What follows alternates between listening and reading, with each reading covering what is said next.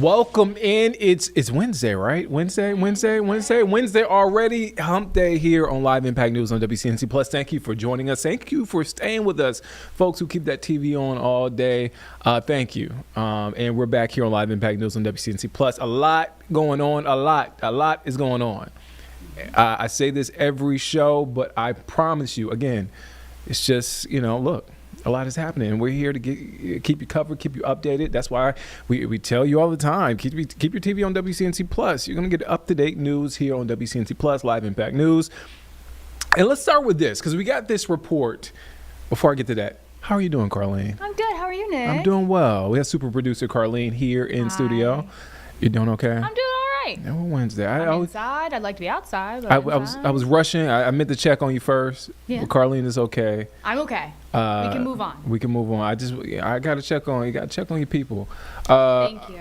Of course. All right. So let's get to it. So this news came down yesterday evening, and it's a big news. We've got a lot of reaction regarding it, and you may have heard about it here from WCNC Plus, WCNC Charlotte, and our digital platforms. But Border Patrol immigration enforcement expected in Charlotte. That's according to an NBC report. So here's what we have so far. Charlotte will be the next city, could be the next city where Border Patrol will begin immigration enforcement operation. Again, that's according to NBC News. A lot of questions, and that's why we have Megan Bragg here from our Verified team. Meg. Hi. A lot of questions. You've seen a lot of those questions. I've seen a lot of questions, yeah. You posted a video. We were talking about We were talking about TikTok videos, right? As far as news and what we post. And you told me about, you posted about this story about Border Patrol yesterday, and your comment section has been on blowing fire. Up. Yeah, absolutely. I mean, a lot of things being said in the comment section, but also a lot of questions too, which we still have a lot of questions on this because it's not necessarily confirmed yet. A lot of outlets are saying that they spoke with an official in Homeland Security that did say that we were the next stop, which I know like a lot of people are worried. Some people are happy, so it's we're getting it all across the board. But a lot of people have been asking if there's any way to stop this, if the governor has any control or if the mayor of Charlotte has any control. And I think that's what people have been wondering a lot, especially in Chicago and stuff. I know that there's been a lot of like declarations from the city to try to stop certain things. So what we do know is that Operation Midway Blaze, I should say, was the Blitz. Blitz. Thank you. Was the operation in Chicago. They started in September, and Homeland Security says that they have detained 3,000 illegal immigrants so far from that operation since September. So almost 2-3 months. Right? 2-3 months, right? Yeah. Homeland Security is, of course, as we know, a federal agency, and they operate, U.S. Border Control or Patrol operates under that federal agency. So because it's a federal agency, not state or local, really the governor or mayor doesn't have a say in if they can come in or not, because they go through federal agencies and federal authority. So it's not state or local authority that they would listen to. Oh man. And like the sheriff's office, CMPD had said, hey, we have not heard anything. Leaders from I believe CMS, City Council, they all put out a joint statement. And the governor even today was asked about it too, and he said that he did reach out to the White House and has not heard back from them. So he's also asking, Governor Stein asked the White House too if they would tell him anything about it. He said that no one has gotten back to him. So a lot of unknowns here, but we do know that they can come in. They have the right to do that. It is a federal agency. North Carolina is under the 287 program, which is part of a cooperation with immigration. So, our local authorities could help in that way. Now, not saying that they will. And the state and local, if you're sanctuary city, which we're not, they have the right to say, no, we're not helping. You guys do this all on your own, sort of thing. So, but because we're not a sanctuary city, still kind of looking into that. If the mayor or governor can be like, don't help. And this has been like a point of contention for Sheriff McFadden, Mecklenburg County Sheriff Gary McFadden. He's come out and said, hey, because there have been different ICE operations. There's an ICE field office here, and they've conducted. I don't want to call them raids, but different operations. Thank you, and he's come out against it, and he says, "Hey, you have not contacted me." Right, and this is kind of like the next. Quite vocal about it. Very vocal. Like if you want to work with us, you need to tell us what's going on. And this is just like another sort of chapter in that sort of drama of that. I was reading too. Homeland Security does have a good myth and fact section on their page.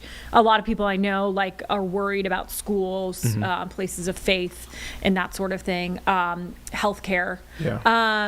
And they said typically they would not go into those places. Like that is not what they are targeting.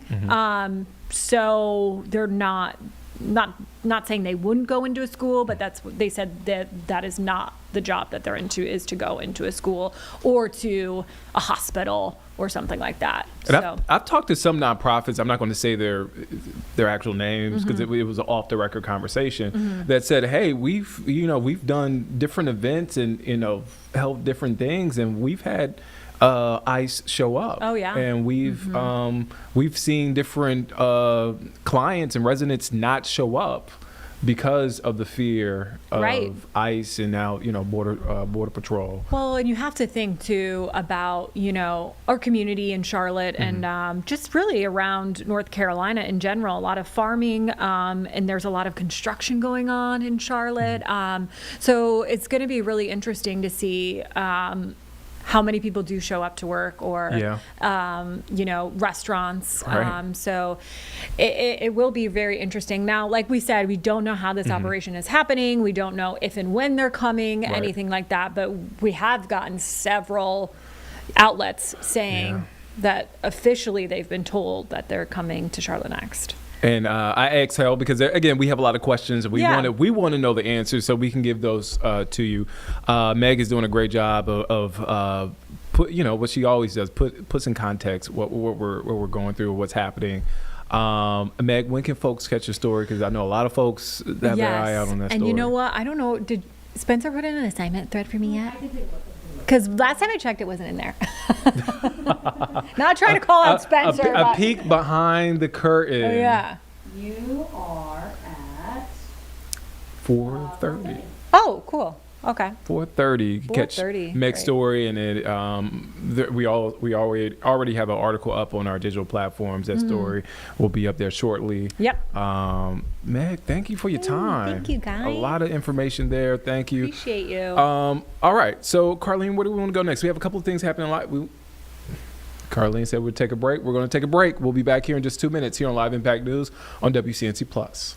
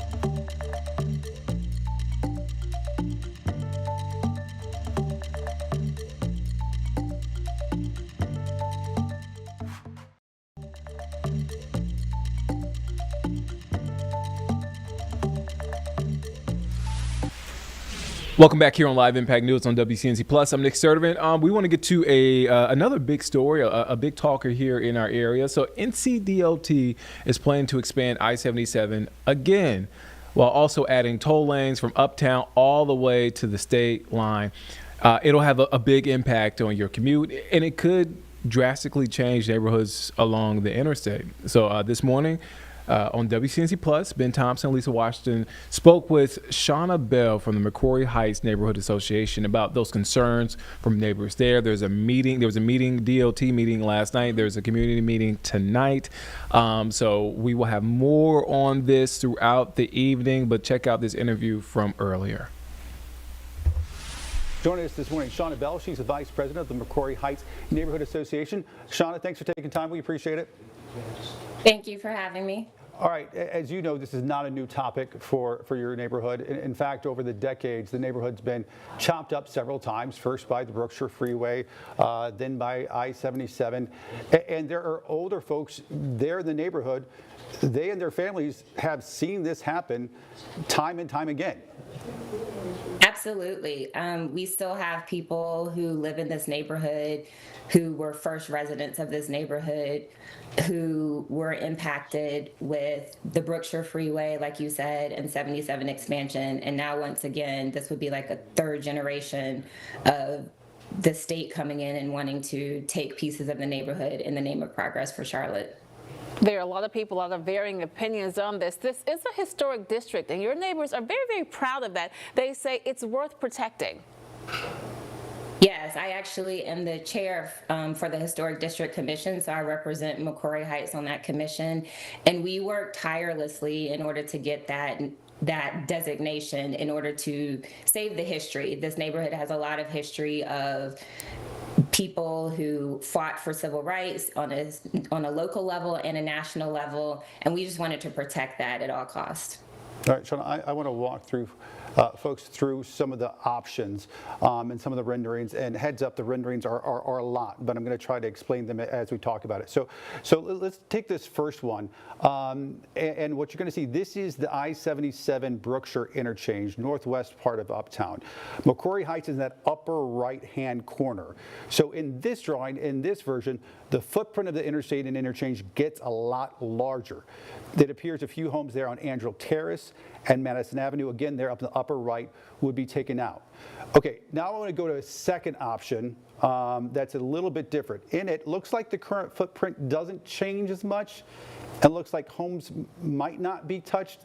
That's because the toll lanes would be elevated in that scenario. And we've shown you this before, but this is what that would look like in actual 3D, an elevated tollway above the interstate itself.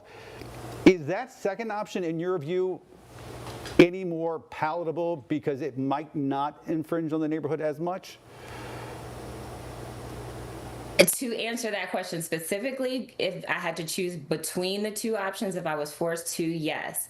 I think that this neighborhood has a history of NCDOT not being transparent with what they are going to do and what they are going to do in order to maintain the quality of life that we have. And so to the point of the first map, like you said, it takes out houses on Angel Terrace. It actually takes out my home, is what it looks like. And so we have not understood what the potential is of one option over the other.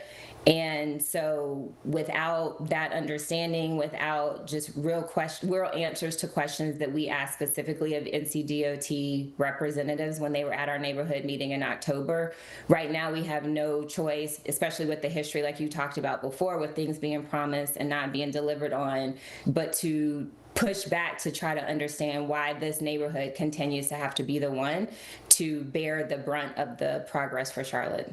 And I really think that that's one of the sore points there, why there's going to be a lot of discussion, 2 meetings. In fact, we know how bad the traffic is. We know how much the city is growing, with 157 people a day moving to the Queen City.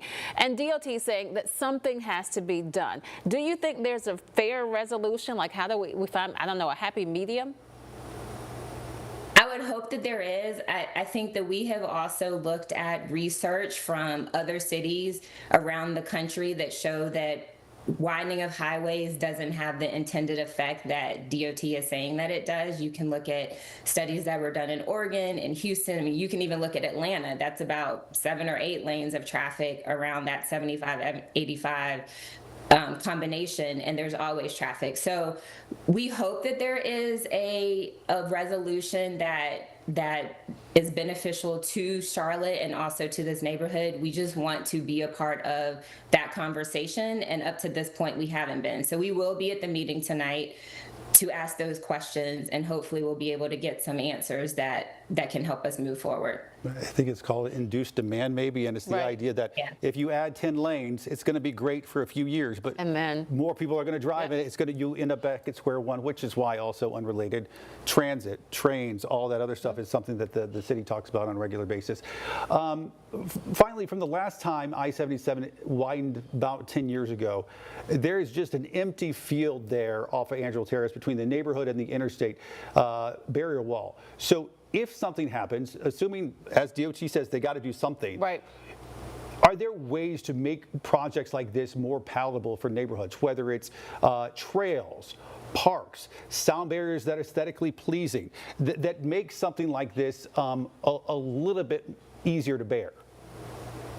Yes, I think that there are absolutely ways and things that can be done in order to diminish the impact on the people who are living here. I mean, you think about the construction that's going to be happening and when that's going to be happening, and we live right here next to the neighborhood. So during that time and then afterwards, I think that there are ways that can work. We just, again, like I said, want to be a part of that conversation and want things that DOT says that they're going to do, that they actually follow through on, if that's what it comes down to. Well, they say that this is the early stage. Yes. And these are just drawings and renderings and No plans. final decision. And so hopefully neighbors there in McCrory Heights and Wesley Heights and all the other neighborhoods up and down I-77 will get a chance to actually have their voices heard. Shauna Bell, live for us this morning with McCrory Heights Homeowners Association. Shauna, thank you. Thank you. Thank you so much. All right, so that was Shauna Bell, VP of Quality of Life with McCrory Heights neighborhood. Again, a big topic of discussion, also concerns there for that expansion of the I-77. All right, so we are going to take another break. We'll be back here in just 2 minutes here on Live Impact News on WCNC Plus.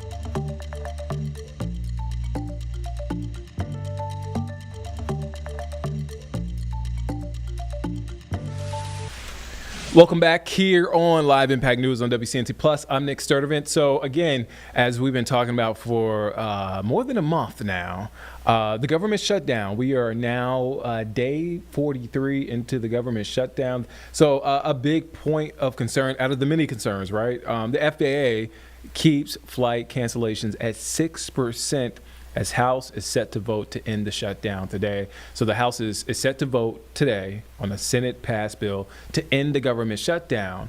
And so this is happening as the FAA will continue to enforce its mandate to cancel 6% of flights at 40 high-traffic airports. One of those airports, Charlotte Douglas, impacted. And so this morning, Ben Thompson, Lisa Washington interviewed the folks there at Charlotte Douglas about these impacts. Let's take a listen in to what they had to say.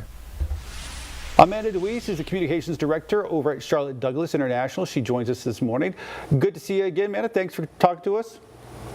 Good morning. Thank you for having me. All right, bring us up to speed. It looks like maybe, fingers crossed, the shutdown could end as early as today. If that happens, how quickly do you think flights will return to normal there at Charlotte Douglas? That's right. So first of all, yes, we are being impacted by the FAA order to reduce air traffic. Right now, we're at a 6% reduction in flight schedules. That'll be going to a 10% reduction in flight schedules as soon as Friday. Now, if the end is in sight, which we certainly are hopeful it is, passengers can expect to have those disruptions, though, for a few days to follow. The airlines have to kind of get back up to speed. Our TSA workers, our air traffic control workers have been amazing. They are so committed to working without pay during this time, and we have been very fortunate throughout the shutdown thus far. We're talking about 4%, 6%. Doesn't sound like a lot, but if you're that one passenger and your flight is delayed, it's problematic. What are you telling passengers? Absolutely. So our message is simple: plan ahead and arrive early. So you need to connect with your airline before you actually get to the airport. They are communicating directly with passengers to let them know what the flight statuses are and the flight schedule, so you can know if you're impacted before you go.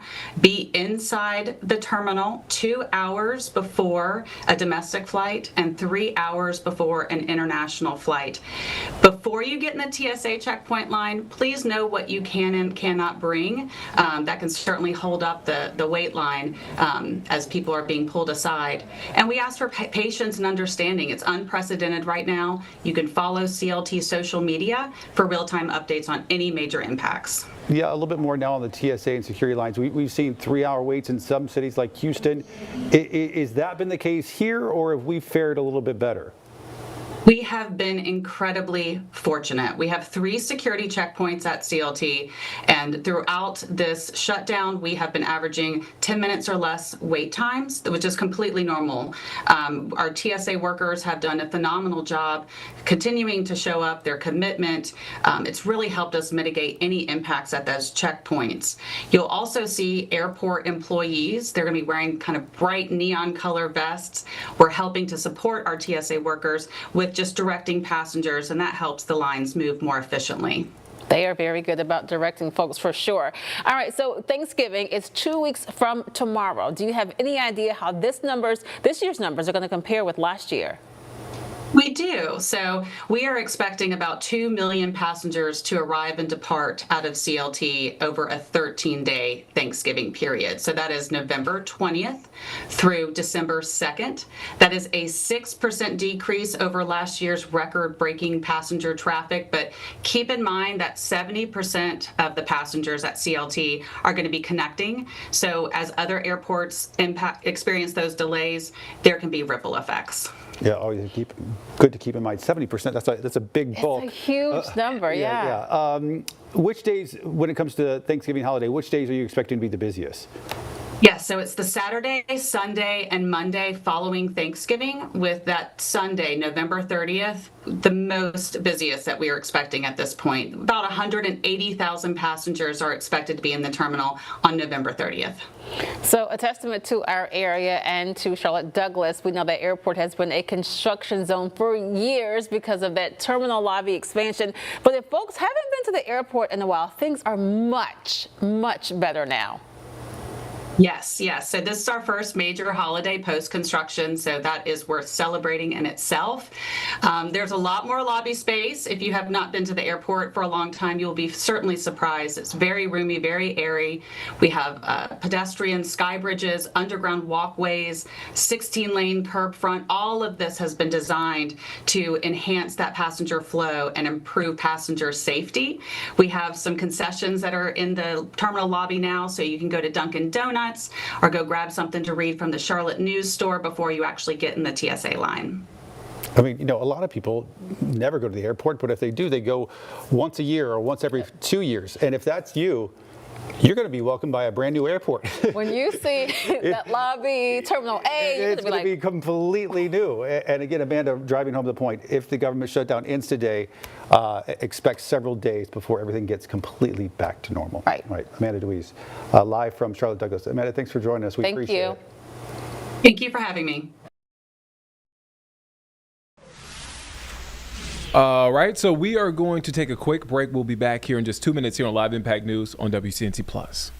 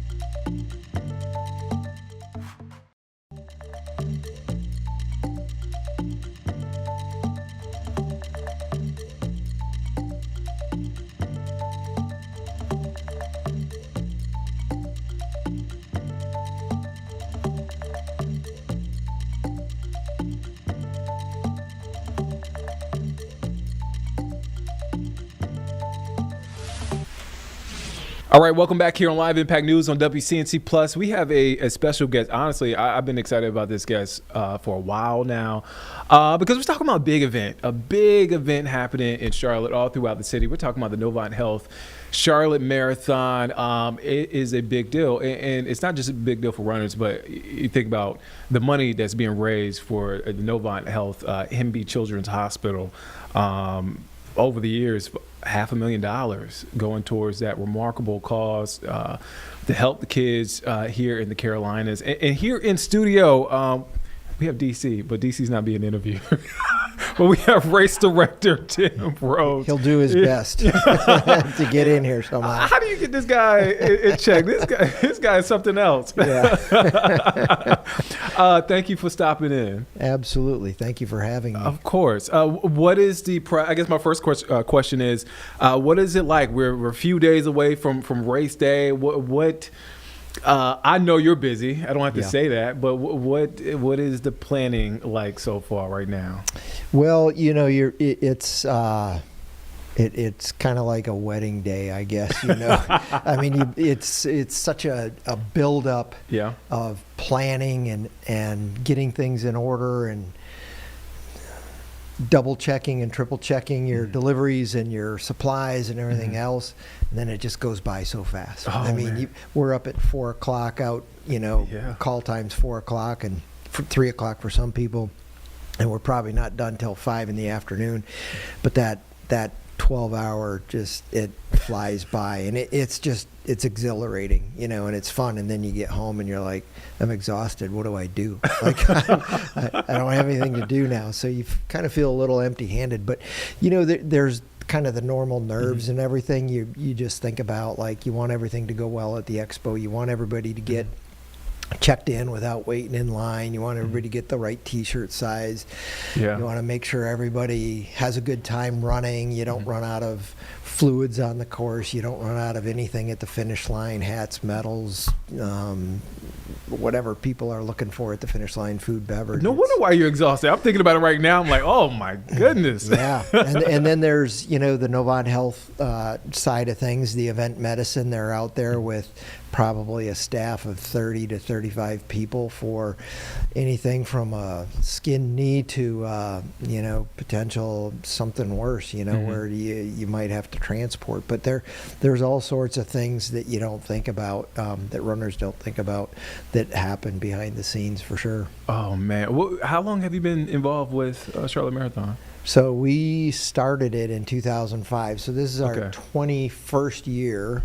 The asterisk being the gap year in 2020.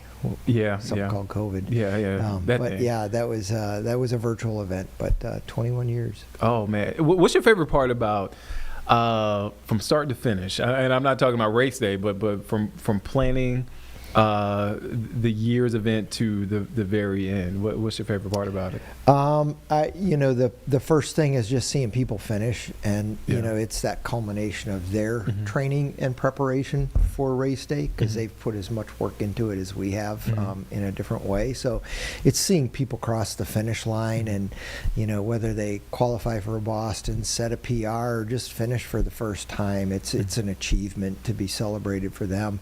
Probably the close second is just the people I work with. It's you know, truly a team effort, and I really, you know, I'm blessed to be able to work with people like DC and our, you know, director Elena Williams, Lindsay McGee, who heads up our social media stuff, and the ambassadors, and Betsy Zarzer, who heads up our Team Hemby initiative. We just topped $100,000 this year, by the way, for Hemby Children's Hospital, and there's more coming on the backside of that. So we might hit you know, $140,000, $150,000 this year. Who knows? That is so awesome. But that's a testament to the running community too, right? They're the ones that are doing that. Man, I kind of got roped into the running community. It started from, I've been running about a year and a half now, and it started was like, you know, I could do a 5K. You know, the former athlete, I'm like, I could do 3 miles. And it humbled me really quickly. Yeah. And I just kind of kept it going, and now I'm at the point I'm like, I'm about to run my first marathon. Like, this is, and I'm saying first, like, I'm like, oh, I'm going to do this again at some point. Yeah. I say all this to say, some of the stories, because you hear so many stories, personal stories of why people run. Yeah. What are some of the stories that stick out for you? I mean, there's all sorts of stories. People running in honor of other people, in memory of people, people that have passed away. DC wrote a fantastic article on, what was the name of the club? Tracy's Tribe. Tracy's Tribe. Just an awesome story. You know, sad story, but a happy story too in many ways. And but there are so many people that have a reason to run. So many different ways that people are motivated to run, whether it's in honor and memory of somebody, just to check something off the list, to get in shape, to lose some weight. There's just so many different stories out there, and we put a call out for people to send us their stories. You'd be surprised at how many people respond to something like that. Oh, man. Oh man, yeah. I think for me, I started running because I'm like, it's a challenge. I could do 3 miles, and then you have a lot of time to think. Some of those long runs, you're like, why am I doing this? Why am I getting up so early, or why am I doing this after work? And I really thought, I'm like, man, I'm running for my father who passed away from a heart attack, my grandfather who had heart failure. My uncle who also had heart issues as well. So I'm running for them because I don't know. I mean, it's hard to explain. It's hard to explain. I would bet somewhere in there you're running for you too. Yeah, I'm running. I'm running for myself. To have a healthy heart. Yeah. That's part of the physical fitness and the benefits of running too. But, we all have different motivations, and I think it's fantastic.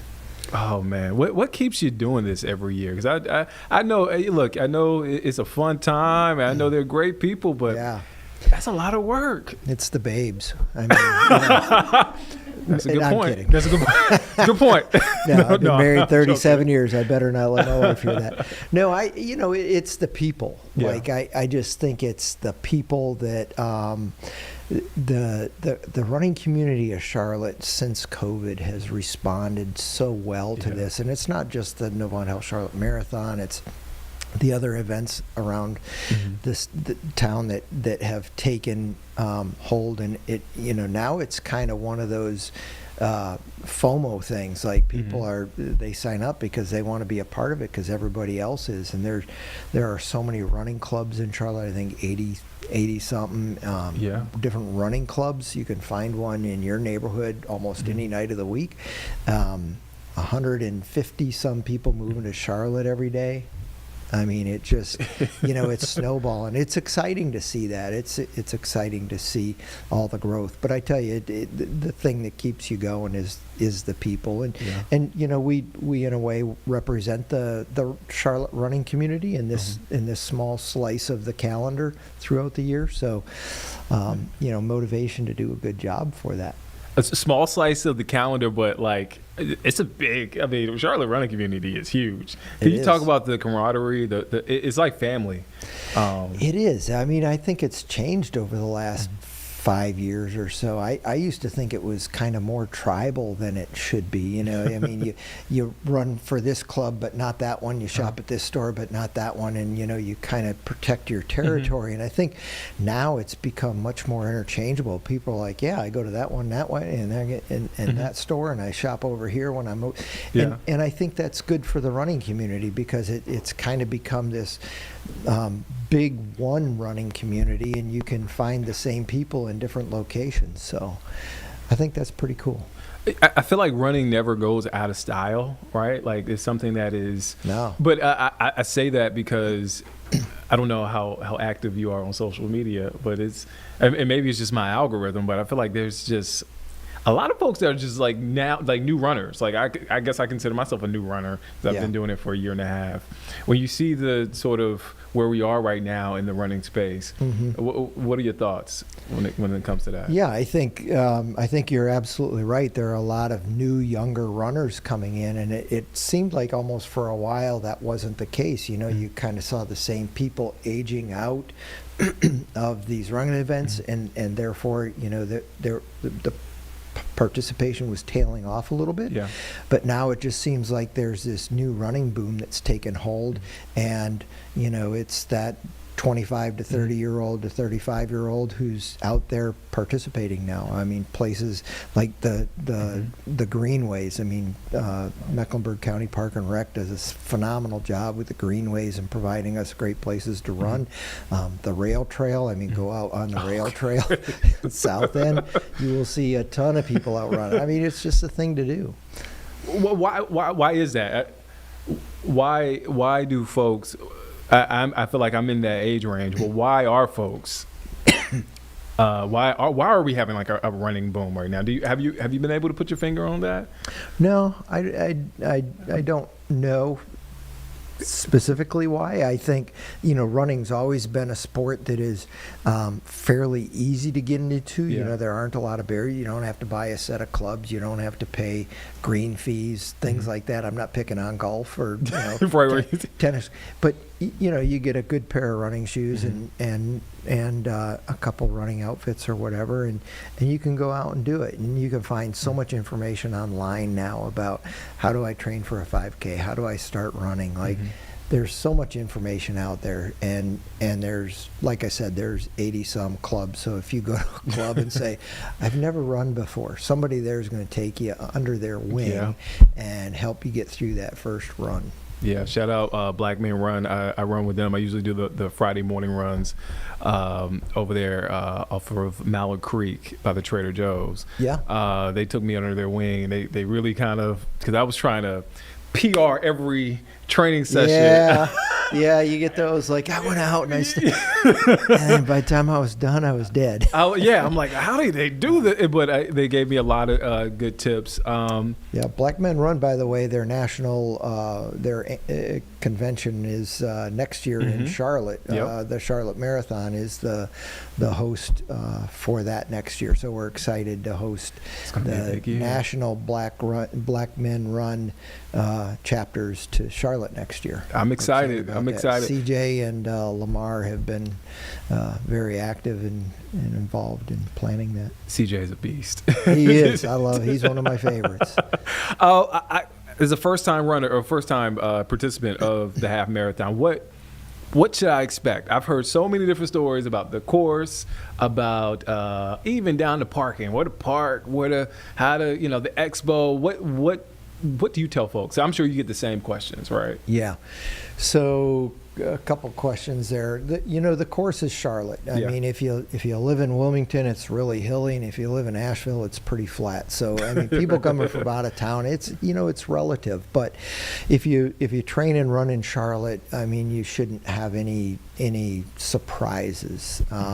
But it's the best of Charlotte. It starts uptown, goes through Eastover, Myers Park, Dilworth, South End, back uptown, and then out to Nodon Plaza Midwood, where they have the best neighborhood parties that you could imagine.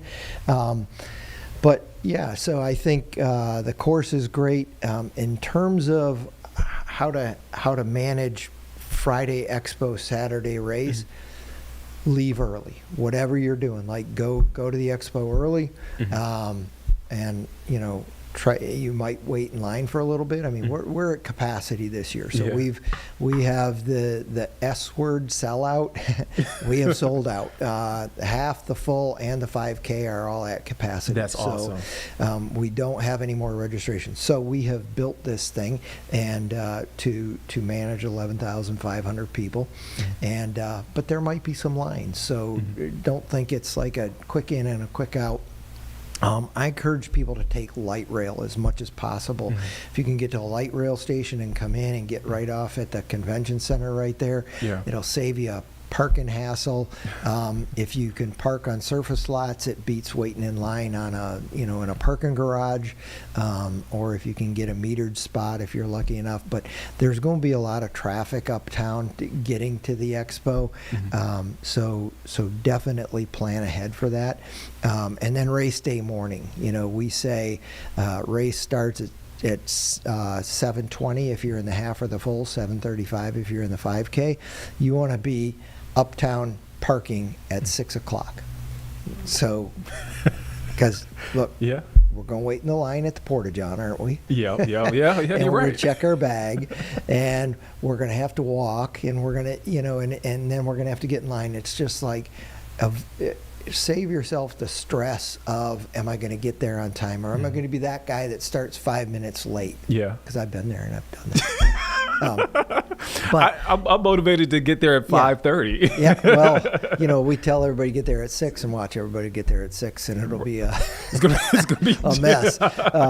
But just plan ahead. This is and I say this with as much humility as possible, but this is not a small town marathon anymore. I mean, it's 11,500 people coming uptown, plus friends and family and fans and everybody else that wants to see what's going on. It's kind of a big deal now, which is good. It is a big deal. Yeah, I mean, it's good for Charlotte. Our economic impact numbers keep going up, and this year we have all 50 states, D.C., Puerto Rico, and 19 countries. Wow. 19 countries. So Canada, Mexico are the easy Yeah. ones. There's a couple of Caribbean, some from Central America, I think Guatemala and Honduras. There's someone coming in from Brazil and Colombia, a couple people, and then there's a couple European countries that are represented. Wow. So people are finding out about Charlotte. Word's getting out. It is not a small town race anymore. It is not. No. Oh man, Tim, I'm looking forward to it. I'm looking forward to the expo. I'm looking forward to the actual race on Saturday morning. And this is your first half marathon. First half marathon. All right. I'm I think you're excited. going to do well. Here's my best advice to you. Okay. Go out the first 3 miles and don't run hard.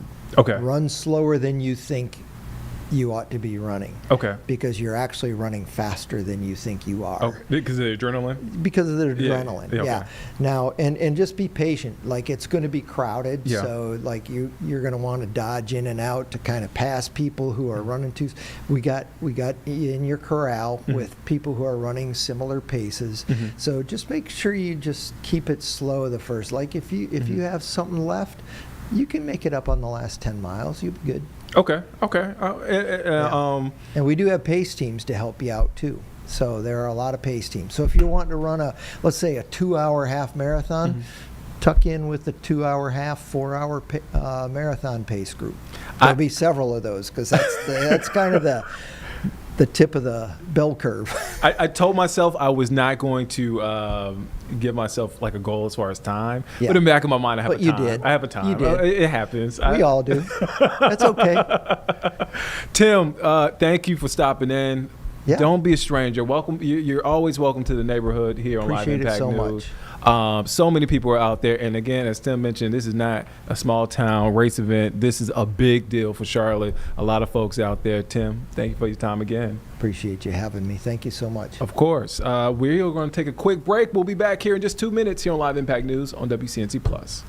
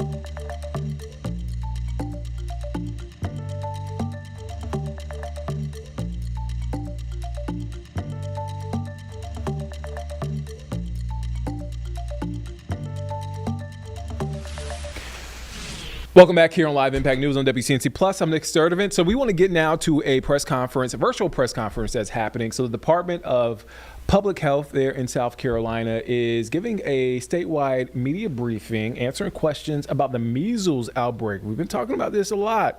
That's happening in the upstate region. Let's take a listen in.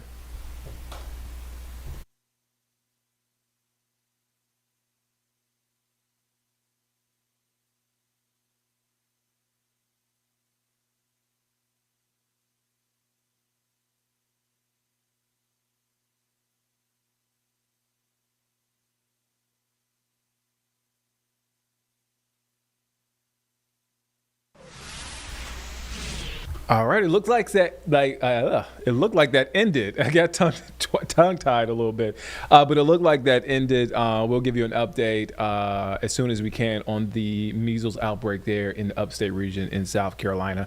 But first, we want to make sure we give you an update on our forecast because it's been cold, Carlene. It's been cold. But as we mentioned in our interview earlier, it's up from here. It's on the way up. I got to make sure I dress right. Right. And, not dress for the right now on race day. You gotta think ahead. Think ahead. We're so proud of you, by the way. Thank you. I appreciate Very, it. very excited for you. I'm excited. Text me when you're running through Note. I'll go out with my cowbell. Yes. I will definitely. Come on, Colleen, I'm here. I'm here. No. Let's just check in with the forecast. Let's take a look at the full forecast. Well, good Wednesday afternoon to you. I'm WCNC meteorologist Majestic Storm. We have another gorgeous afternoon out there. I'm talking about crystal clear blue sunny skies for just about everyone. From Dallas, Monroe, Lake Norman, even right here in the Queen City. And really, have you noticed that chill in the air has really gone away for at least most places? It's going to be much warmer today with temperatures rising back into the 60s. And yes, we even have some 70s on the way. I've been loving one of our cameras right here in the mountains where you've been seeing so many snowboarders and snow skiers heading down the hill, taking advantage of the snow that we received early this week. A lot of the ski resorts actually made their own snow, but it's honestly a perfect day out there on the mountain with a whole lot of sunshine. Mid-70s returning though just in time for the weekend, and we don't have any rain for the next full week. Now boy, what a difference a day makes with temperatures. 48 degrees is all we topped off at yesterday. We've been struggling with that bitter cold Arctic air. We felt that Arctic blast. Today we will welcome in those mid-60 degree temperatures. As you're picking up those kids after school today, it'd be a good day to send them outside to play. We're looking at sunny skies, temperatures again mainly into the 60s. Now we do have much cooler temperatures if you're in the mountains. Of course, we're going to be topping off at 53 degrees in Fleetwood, 46 in Banner Elk, and while it is going to be cooler in the mountains, I'll tell you one thing, it's warmer today compared to yesterday, because yesterday in the mountains, really those daytime highs only climbed to right around freezing. 66 out towards Morganton and Lenore, Hickory topping off at 65, 66 here in the Queen City, Concord planned for the same, and then just to the south of us out towards Chesterfield and Wadesboro, right around mid-60 degree temperatures. So overall, a really nice Wednesday to get outside and enjoy. Now our forecast for tonight looks like this, where temperatures will be dropping down mainly into the upper 30s and low 40s under partly cloudy skies. We do have mainly clear conditions that we'll be waking up to tomorrow morning though, so another just really nice day. Southwesterly winds really are going to help those temperatures because the last few days with that cold Arctic air, we've had winds that have been moving in from the northwest, but now we have a change in the direction of our winds. So when the winds move in from the southwest, it's going to be pumping in warmer air and our temperatures will really respond. You can see though our futurecast, this takes us all the way into Friday morning. We get a whole lot of sunshine. So yes, it's going to be honestly very, very pretty as we wrap up our work week and as we head into our weekend. Not only will it look nice, but those temperatures will also look and feel pretty nice as well, with widespread 70s on the way, and it will be multiple days of 70s. But I know there's some of you're looking for a little bit of wet weather, some more rain, and we're going to settle into very dry conditions throughout the weekend and into next week. We could have have to wait until next Friday before we get any opportunity for rain showers. Now, if you're looking for warmer weather and a little sunshine, I got you. We're looking at 76 for a high on Saturday. On Sunday, 77. So almost 80 degrees, abnormally warm. Now, here's our Jerry Hunt Supercenter 7-day forecast. I want to break down a few things for you because our average high is 64 degrees. So today will be just a little bit above that, 39 tonight, and then waking up tomorrow morning, another gorgeous day, upper 60s for our Thursday, and then Friday, Saturday, Sunday, we have 3 days in a row where temperatures will be climbing into the 70s. So no excuse, get outside, go get those chores done, just go for a walk. It's going to be beautiful across the Carolinas. All right, so that is your full forecast. We want to go now to the White House briefing that just started. Right there on the podium is FBI Director Kash Patel. This comes as the House Oversight Committee Democrats release emails from the late convicted sex offender Jeffrey Epstein and his co-conspirator Ghislaine Maxwell and journalist Michael Wolff. In one, Epstein claimed Trump, quote, knew about the girls, apparently referring to Epstein's conduct. Again, this was just released today. Also, day 43 of the government shutdown. But let's take a listen into what FBI Director Kash Patel is saying right now. Direct engagement with President Xi, the government of China committed fully to my engagement there on the ground in Beijing at a level never seen before. While at Ministry of Public Security headquarters, I met with my counterpart at MPS, where the Chinese government agreed on a plan to stop fentanyl precursors. What does that mean? The People's Republic of China has fully designated and listed all 13 precursors utilized to make fentanyl. Furthermore, they have agreed to control 7 chemical subsidiaries that are also utilized to produce this lethal drug. Effective immediately, essentially, President Trump has shut off the pipeline that creates fentanyl that kills tens of thousands of Americans. These substances are now banned, and they will no longer be utilized by the Mexican drug trafficking organizations or any other DTOs around the world to make this drug. This historic achievement has saved tens of thousands of lives. This historic achievement would not have been possible without the tremendous team of President Trump, the Attorney General, the Department of Justice, the Federal Bureau of Investigation, and Ambassador Perdue in China, whose ground-level engagements were imperative to achieving this result. This is yet another example of how President Trump defends the American people, provides security for the American people, and puts the American people first. This is a historic first-in-its-kind achievement by any president to stop the scourge of fentanyl, and it should be championed by every single American. This achievement will save lives. We are thankful for President Trump's steadfast leadership, and this FBI will fearlessly follow in his footsteps to ensure that this mission of safeguarding the American public is achieved every single day. Thank you.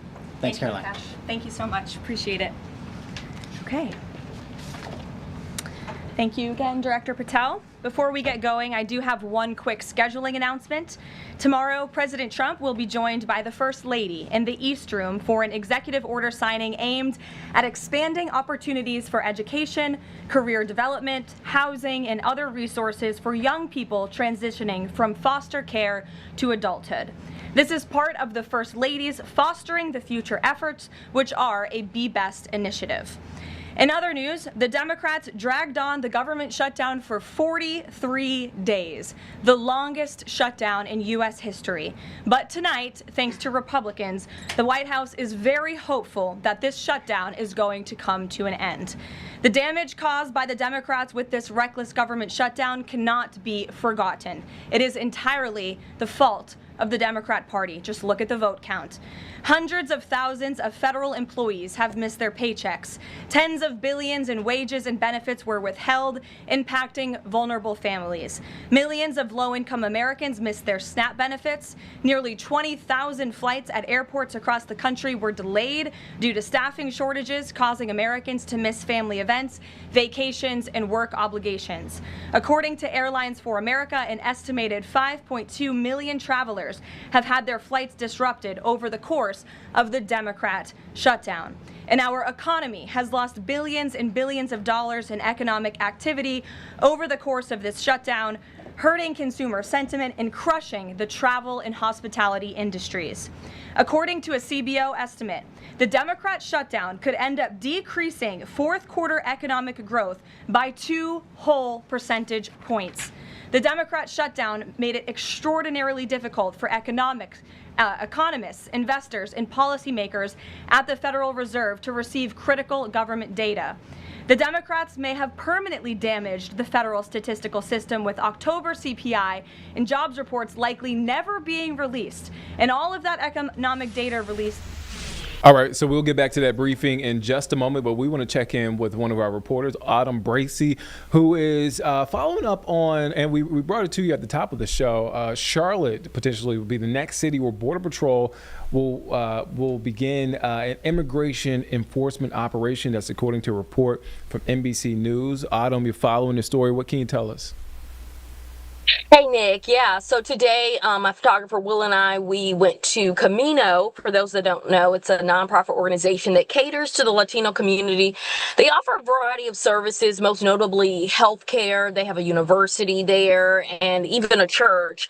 And so I spoke with one of their representatives, and she was just telling me that just as of this morning, the board of directors kind of met together to discuss what this means for their community. One thing the spokesperson really highlighted was that, as an organization, they respect law enforcement and they honor them. That's one thing they definitely want to highlight. But they said they're not in favor of the use of fear tactics and fear of interrogation tactics used within their community. So as a board, they are coming up with, protocols, if something like this were to happen, if ICE agents were to come on their side of property, how they will respond to it. I was told by Paolo Garcia, she's the spokesperson I spoke with, that they in fact do have protocols in place. And they said most recently, I think it was during the COVID period, was when specifically as an organization, they were dealing with,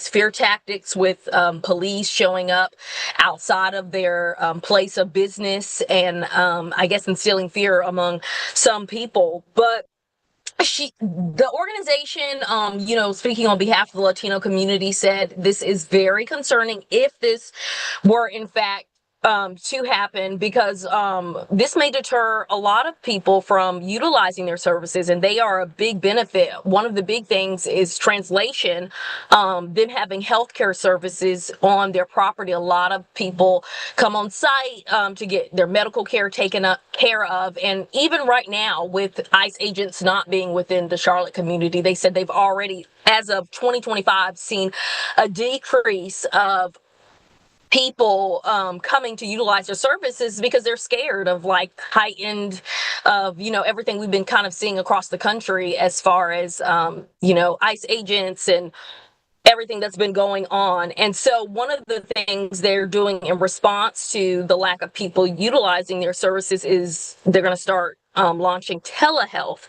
which is they've launched kind of like a beginning version, and by January they hope to offer it not only here in North Carolina but across the state as well. Yeah, as you mentioned, Autumn, a big point of concern for communities. You can catch Autumn at 4 and 6 o'clock this evening. Autumn, thank you for your time there. Again, you can catch Autumn this evening here on WCNC Plus and WCNC Charlotte. All right, so we want to get back now to the White House briefing that is underway.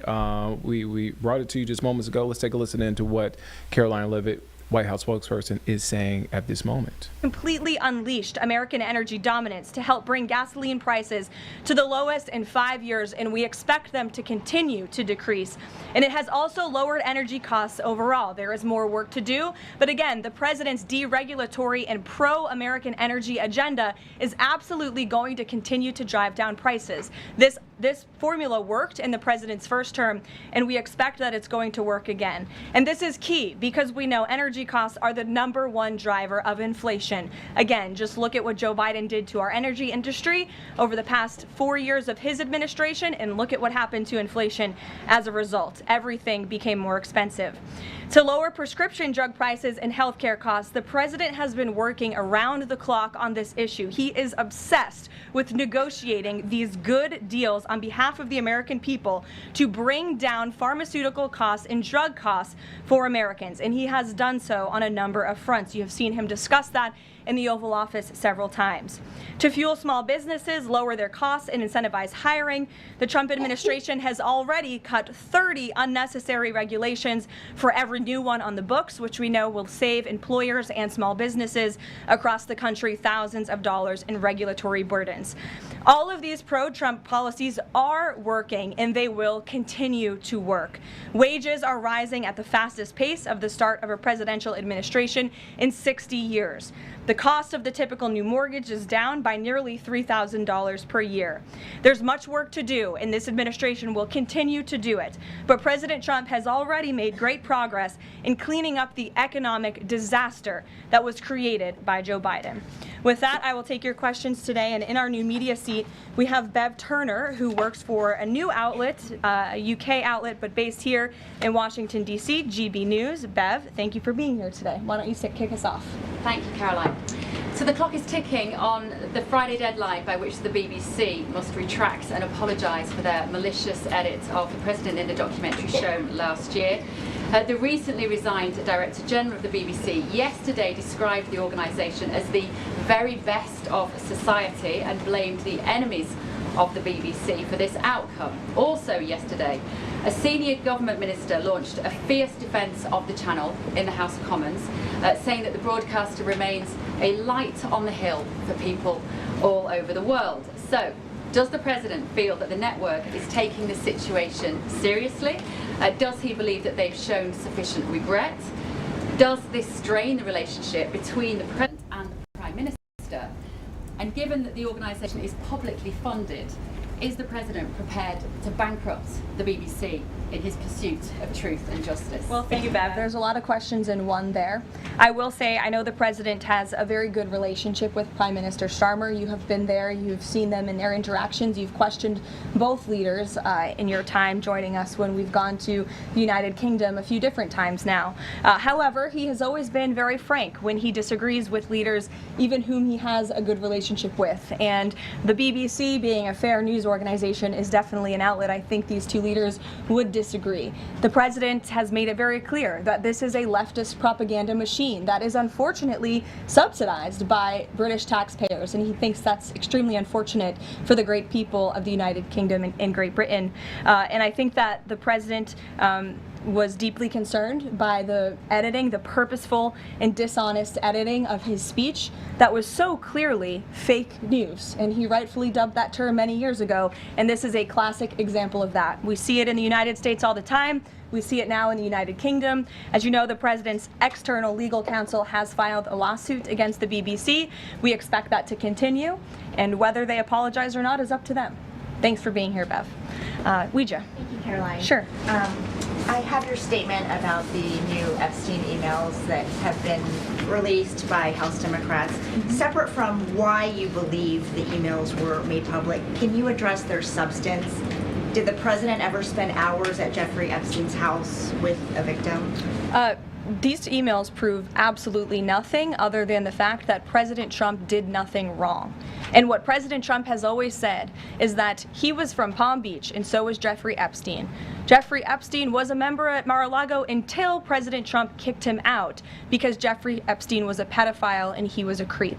And this email you refer to with the name of a victim that was unredacted now and has since been reported on in this room, so I will go ahead and say it, Virginia Giuffre. And it was CBS's own reporting, Ouija, that recently wrote that Miss Giuffre maintained, and God rest her soul, that she maintained that there was nothing inappropriate she ever witnessed, that President Trump was always extremely professional and friendly to her. And so I think it's a question worth asking the Democrat Party, and you should all go ask them after this briefing, of why they chose to redact that name of a victim who has already publicly made statements about her relationship with Jeffrey Epstein and is unfortunately no longer with us. Mary. Thank you. Two questions on this. In the interest of transparency, why not just go ahead, release the full files on Epstein, get this all over with? This administration has done more with respect to transparency when it comes than any administration ever. In fact, fact, this administration, the Department of Justice, has turned over tens of thousands of documents to the American people. We are cooperating and showing support for the House Oversight Committee. That's part of the reason you are seeing these documents that were released today, because of the House Oversight Committee's and Republicans' efforts to get these out to the public. This administration also moved, the Department of Justice also moved to unseal grand jury testimony, which we know, unfortunately, a judge declined those requests. So this administration has done more than any, and it just shows how this is truly a manufactured hoax by the Democrat Party.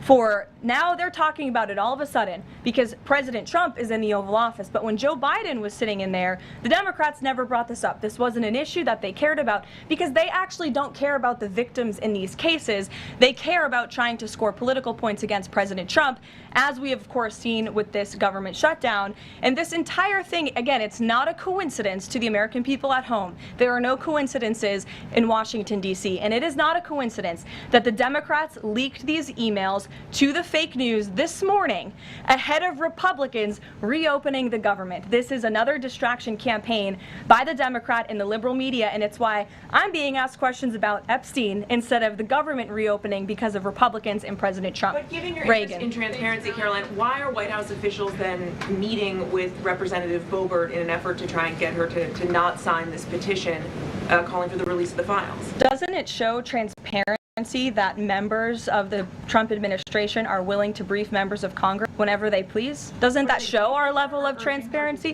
Doesn't that show the level of transparency when we are willing to sit down with members of Congress and address their concerns? That is that's a defining factor of transparency, having discussions with members of Congress about various issues. And I'm not going to detail conversations that took place in the Situation Room, in the press briefing room. Reagan. I have a question about the government shutdown. Thank you. The Middle East. I'm glad someone does.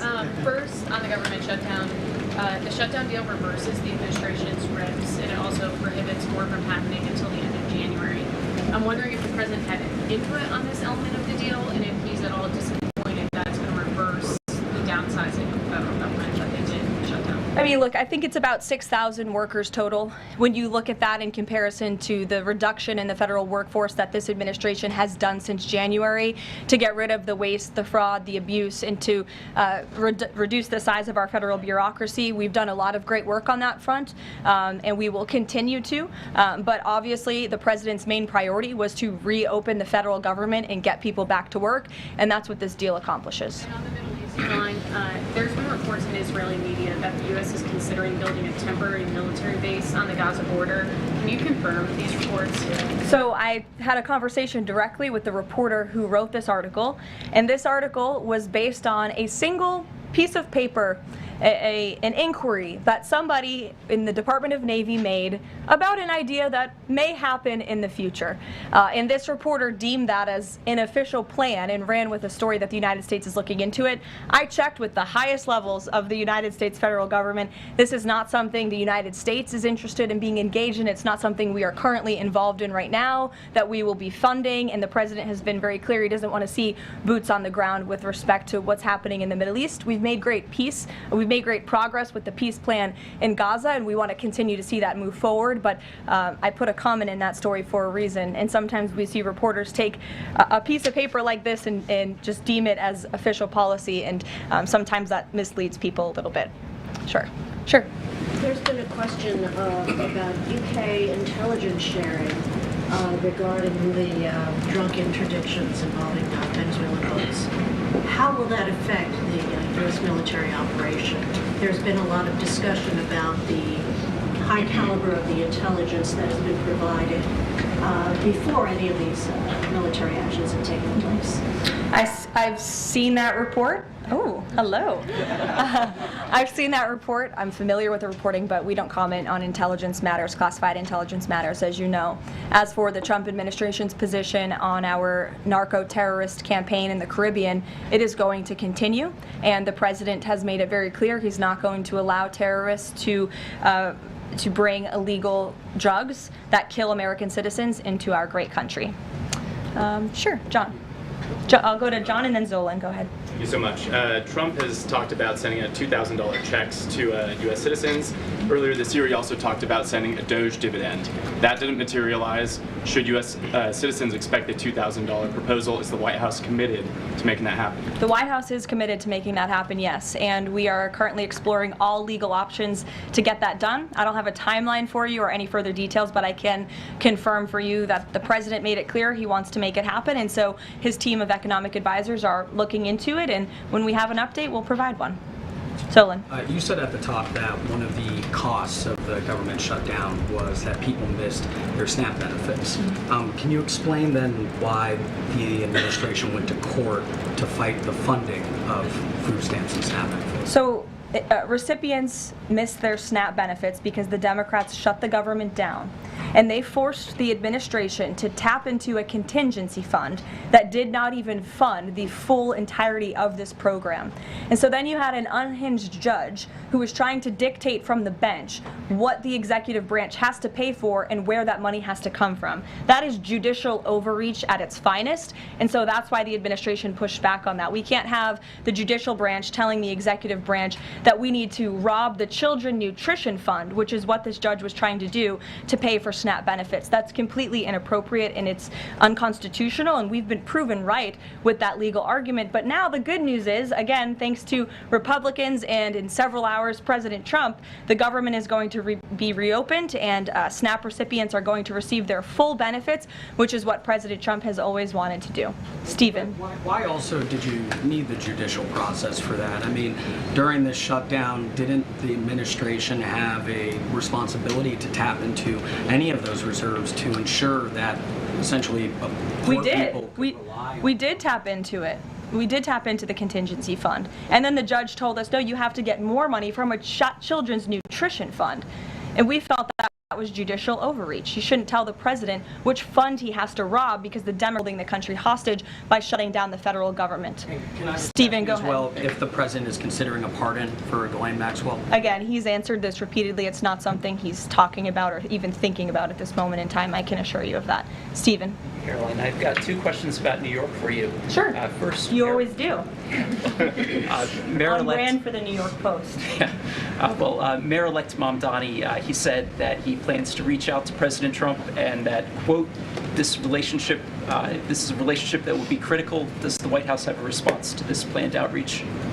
It's the first time I'm hearing of it. I'll let the president respond himself to that comment by Mr. Mamdani. My second question, Jack Schlossberg, the grandson of President Kennedy, announced today that he's running for Congress. He in the recent past has referred to his uncle, the HHS secretary, as, quote, a rabid dog, and he has said that the Trump administration is, quote, the most corrupt in American history. Does the White House have a comment on this sort of comment from a rising star in the Democratic Party? I don't even think such ridiculous comments are worth responding to. Obviously, those things are not true. And Secretary Kennedy is doing a phenomenal job bringing transparency and the gold standard of science back to our healthcare system. Eamon. Thank you, Caroline. The president's hosting a number of Wall Street CEOs for dinner tonight here at the White House. Can you give us the names of the CEOs who are going to be here and give us a sense of what the president's message to Wall Street is going to be tonight? I don't have a full list for you in front of me, Eamon. I know you've reported on some names and we've helped you navigate whether those names were truthful or false. But I know the president actually plans to bring some of you into the dinner tonight. So you'll see for yourself in several hours if that's okay with you. And there's been some reporting that the White House is frustrated with Bill Pulte and the rollout of this proposal for a 50-year mortgage. Can you tell us if the White House is frustrated with that rollout and if the White House still supports the idea of a 50-year mortgage for Americans? This is a proposal that the president himself has commented on. I would defer you to the president's statements, and it's something that the administration is discussing and seriously looking into. Sure. Thanks, Caroline. Danny, and then go ahead. Thank you. Some Democratic members of Congress have invited Britain's former Prince Andrew to testify on the Epstein scandal. I was just wondering if President Trump thinks that former Prince Andrew should indeed come and testify to Congress on that. I haven't spoken to him about that specific matter, but I can ask him and get back to you. On the government shutdown, the president and House Republicans have made clear they were not going to negotiate health care strategy or policy while the government was shut down. Now, assuming that it reopens tonight, is the president intending to invite any Democrats over to have negotiations over these subsidies or any other plan to bring down the cost of health insurance? I will just add that, as you pointed out, the Democrats were holding our country hostage to try to negotiate on a health care system that they created. Obamacare, as it's famously called, is a system the Democrats created. It is a broken system. It has driven up health care costs dramatically in this country. And now they shut the government down to try to fix that system they broke. It doesn't make any sense to us, which is why the president said that's a completely untenable position. However, once the government reopens, the president, as he's always maintained, is absolutely open to having conversations about health care. And I think you'll see the president putting forth some really good policy proposals the Democrats should take very seriously to fix, again, the system that they broke. You can't trust the same people who broke the system to fix it. And so the American people will continue to hear from the president on this issue. And one follow-up on the question about the $2,000 payments of tariff revenue. The president had also talked about using tariffs to bring down the national debt. Would this be in lieu of that? Like, this is now the new way to maybe to use that tariff revenue? No, the president put out a statement on this clarifying he wants to do both things with the tariff revenue that he's bringing into this country. Trillions of dollars are expected to continue to pour in, and it's part of the reason that the Supreme Court case is so vital for our country's future, to restore our manufacturing industry in this country, to protect our national security, to continue to allow the president to use tariffs as leverage to negotiate economic deals that are good for our national security, and that revenue can then be used for various reasons, to pay down our debt and also perhaps to give these rebate checks back to Americans, which again the White House is exploring the legal options of how we can get that done. Catherine, go ahead. Caroline, Viktor Orban said this week that President Trump has promised Hungary some kind of financial shield. Do you have any details on how that will be structured or what that would look like? I don't, but I'm happy to check with the National Security Council and get back to you. One more. You recently said you'd check with President Trump about why he needs to get an MRI on his recent trip to Walter Reed. Do you have any more detail on that? I do, and I'm glad you asked. As stated in the memo provided on October 10th, President Trump received advanced imaging at Walter Reed Medical Center as part of his routine physical examination. The full results were reviewed by attending radiologists and consultants, and all agreed that President Trump remains in exceptional physical health, which I know all of you will see with your own eyes later this evening when he opens up his dinner to the press, and perhaps you will see him when he signs the bill to reopen the federal government. So stay tuned on plans for that. Thank you, everyone. All right, so that's Caroline Leavitt. Just wrapping up that White House briefing there in front of the press there, answering questions from Epstein emails to government shutdown to even JFK's grandson, who has announced that he is running for Congress. So covering a full gamut of issues. All right, so we are going to take a quick break. We'll be back here in just 2 minutes here on Live Impact News on WCNC Plus.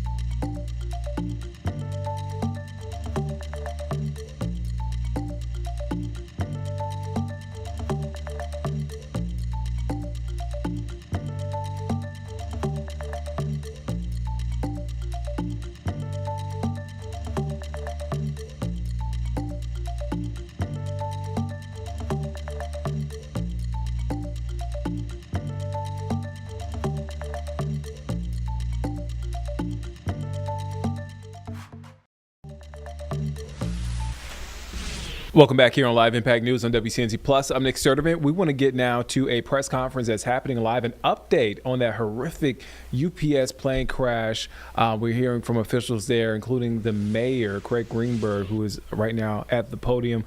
Let's take a listen in to what officials are saying at this moment. Each person is going to be individual. Can I ask Joanne a question? Sure. Joanne, you've been in this business a long time. Can you put this in perspective, this tragedy for us, and how you and your staff are handling this personally? Personally, you say? And professionally. Well, everyone is saddened by it. Everyone, it's a tragedy. When you're in the middle of it and working, and you're in there and you're trying to locate the bodies, looking for body parts and so forth, your mind's busy with that. But now that we have become a little bit settled now, and we're down and we've already made death notification to the families, that was rough on them. There were a group of us yesterday that were doing that. And that's where I think our emotions start to rise at that point, because the search is not completely over, but primarily over. And I had a family member ask me yesterday, how do you ever get used to this? And I said, I don't. If I get used to this and it doesn't bother me anymore, I'm in the wrong profession. I need to move on to something else. So we have a lot of talking at the office. We are a really strong bond there. And I think there's almost a sense of relief that now we feel like we have all of them, and a sense of relief at this point now. Mm-hmm.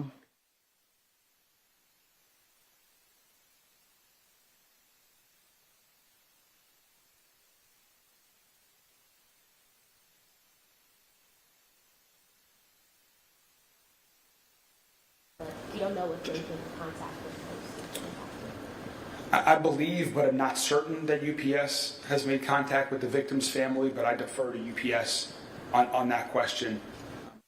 I've been in contact with UPS executives, meeting with some, met with some today, and meeting with some tomorrow.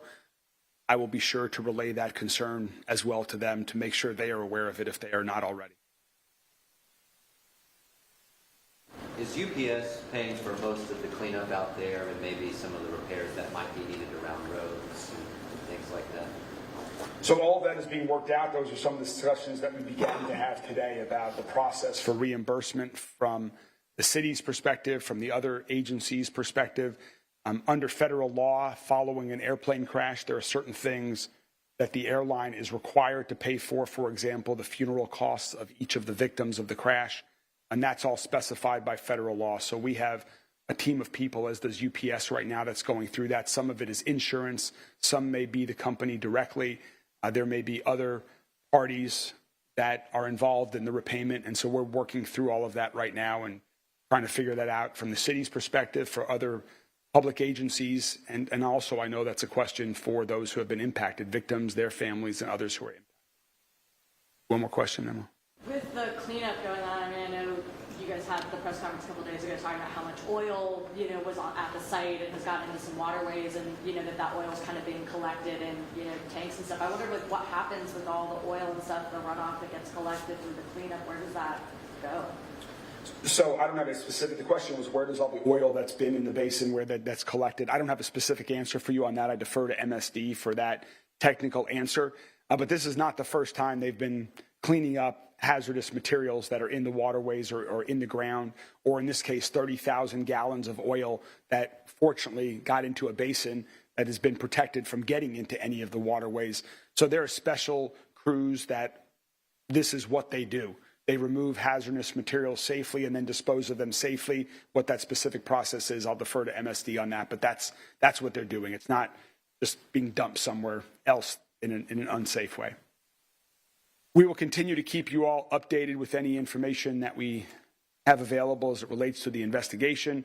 Again, that will primarily come from NTSB, but we do encourage everyone who's been impacted to call that number, to visit with the Community Resource Center, and we will continue to be here to support the community and those impacted. Thank you all very much. You were listening in there to an update from officials in Louisville over that UPS plane crash from last week. Of course, that investigation is still ongoing. It's something that people are really paying close attention to, as it killed multiple people and just created quite the frenzy and fear over air travel right now. So we're going to check back in later, see if we get more updates. But for now, we're just going to take a break. We'll be back in 2 minutes.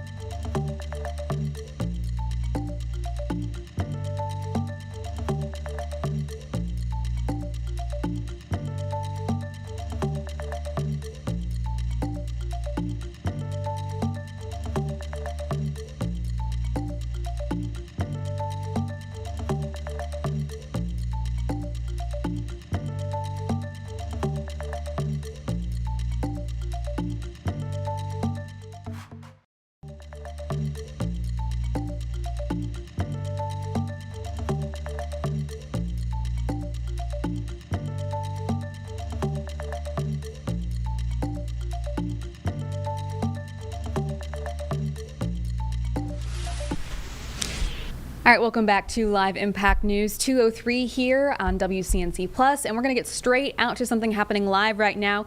Mayor Vi Lyles in Charlotte is introducing Governor Josh Stein. He is about to start speaking and make a big economic announcement. Other Mecklenburg County officials here, and David Longo and others from the Charlotte Regional Business Alliance. Pleased to see some legislators here as well. They play a critical role in making sure that we as a state can do everything we can to lean forward to recruit businesses to come to North Carolina. Good afternoon, everybody.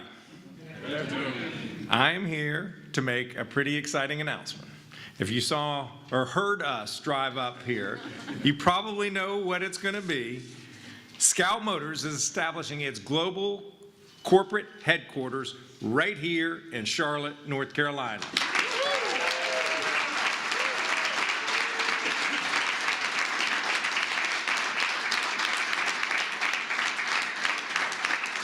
What does that mean? It means 1,200 new high-quality jobs in this state. Jobs in corporate leadership, R&D, marketing, IT, and a variety of other business functions. Scout will make more than a $200 million investment into the state. And over the next 12 years, this project will add nearly $5 billion to our state's economy. The way I see it, North Carolina was always the perfect choice for Scout's new headquarters. Took a second to get the whole team there, but we knew from the get-go, we were the right place. As Vi said, the top-ranked state for business in the country in 2025.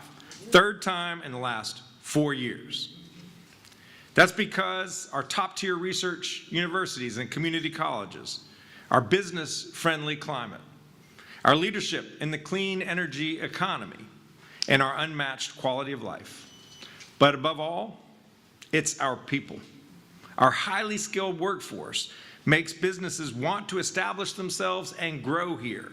And that makes people want to move here and settle. So Scout, I cannot wait for you to get to experience everything that our state has to offer. This announcement is a result of a strong collaboration by company executives, state and local elected officials from both parties, and state, local, and nonprofit economic development professionals. I want to thank Secretary Lilly and his team at the Department of Commerce for all their work on this project. I also want to thank the Economic Development Partnership of North Carolina. Chris Chung is the leader right here as well.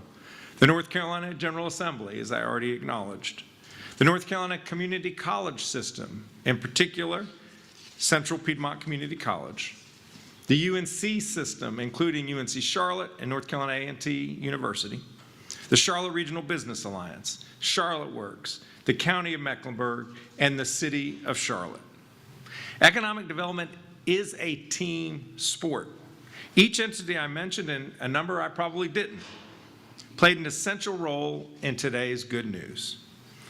And to the folks at Scout, we all say welcome home to North Carolina.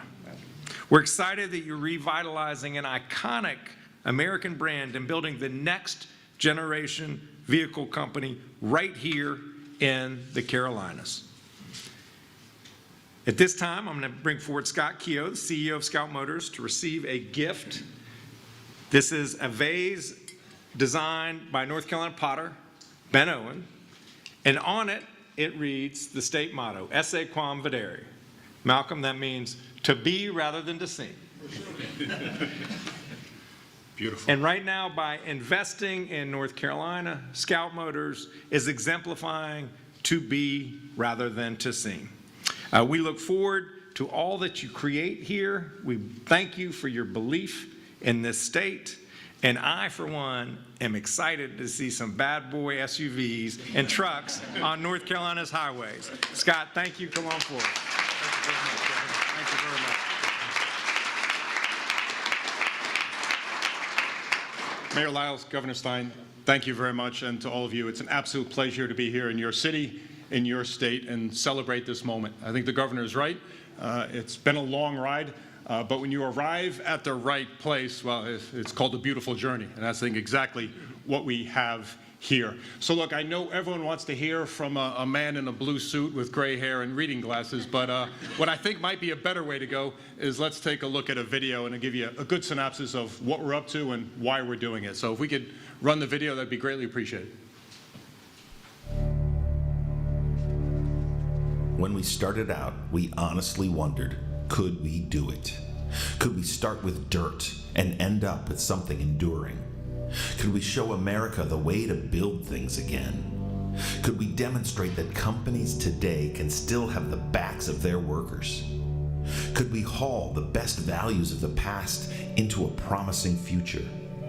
Could we connect people to each other in all 50 states in both work and play? Could we tap the passion of a community and expand it? Could we do all of that with a truck? A new world meets old world, true off-roading, body-on-frame, American-built truck with 1,000 pound-feet of torque and a game-changing powertrain.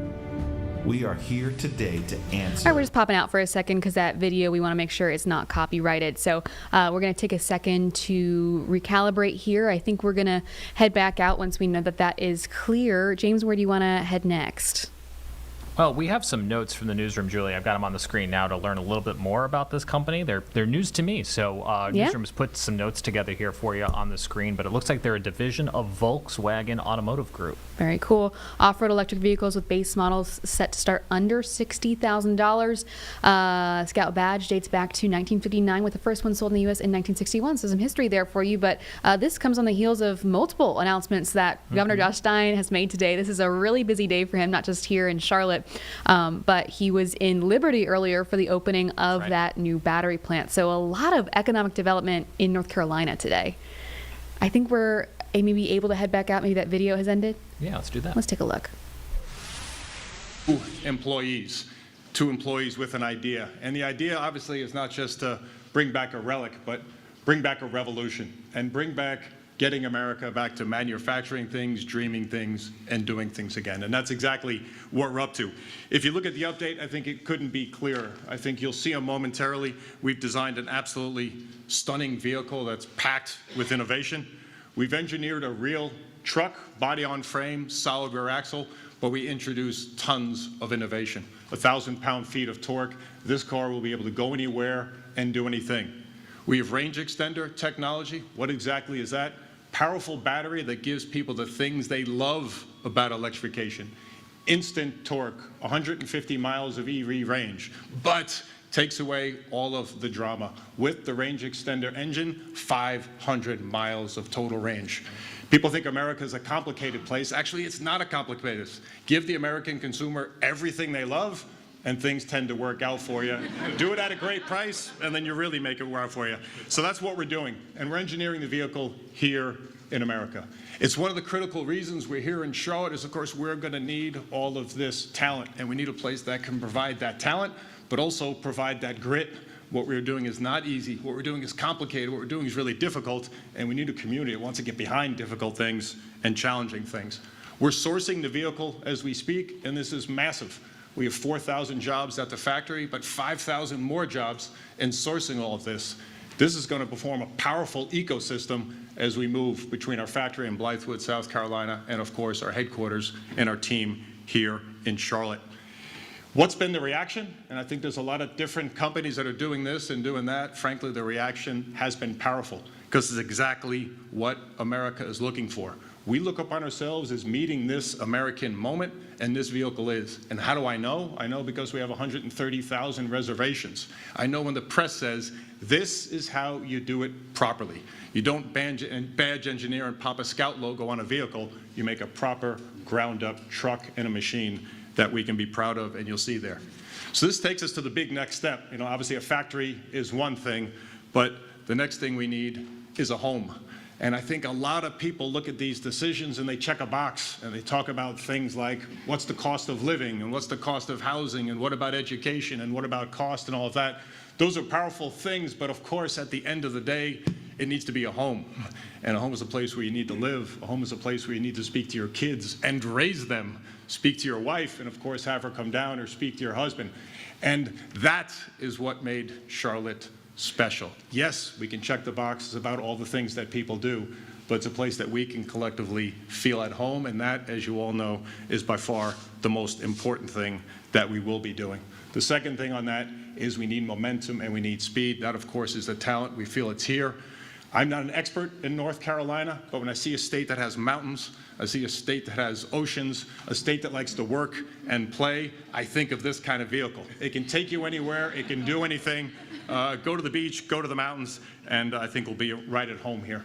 The other thing that touched me is, of course, this site itself. And I don't know if the developers are here, but it hit my heartstrings because it's a nice combination of, let's say, old world meets new world. Obviously, the new world with the technology, and you can see that, but of course, it's got some soul and it's got some vibes, and it didn't just bulldoze everything and move on to the next thing. It's got character.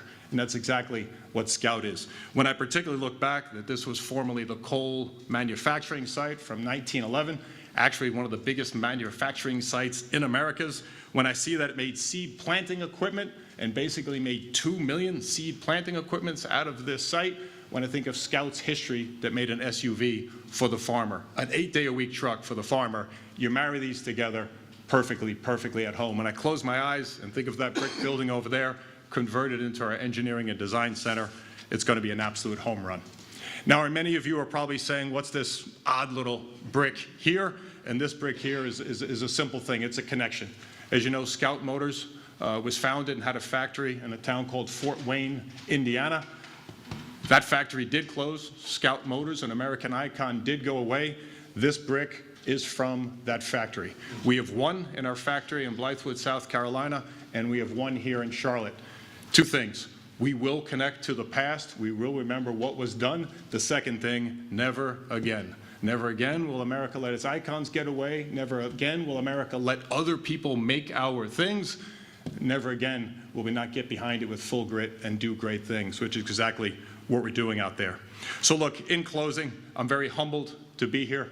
I'm very appreciative of everything the governor and the collective team has done. I look forward to getting down here myself, getting the family down here, getting the team down here, and honestly, getting to work, because that's exactly what we intend and will do. So thank you very much, everyone in North Carolina, and of course, the governor. Thank you very much.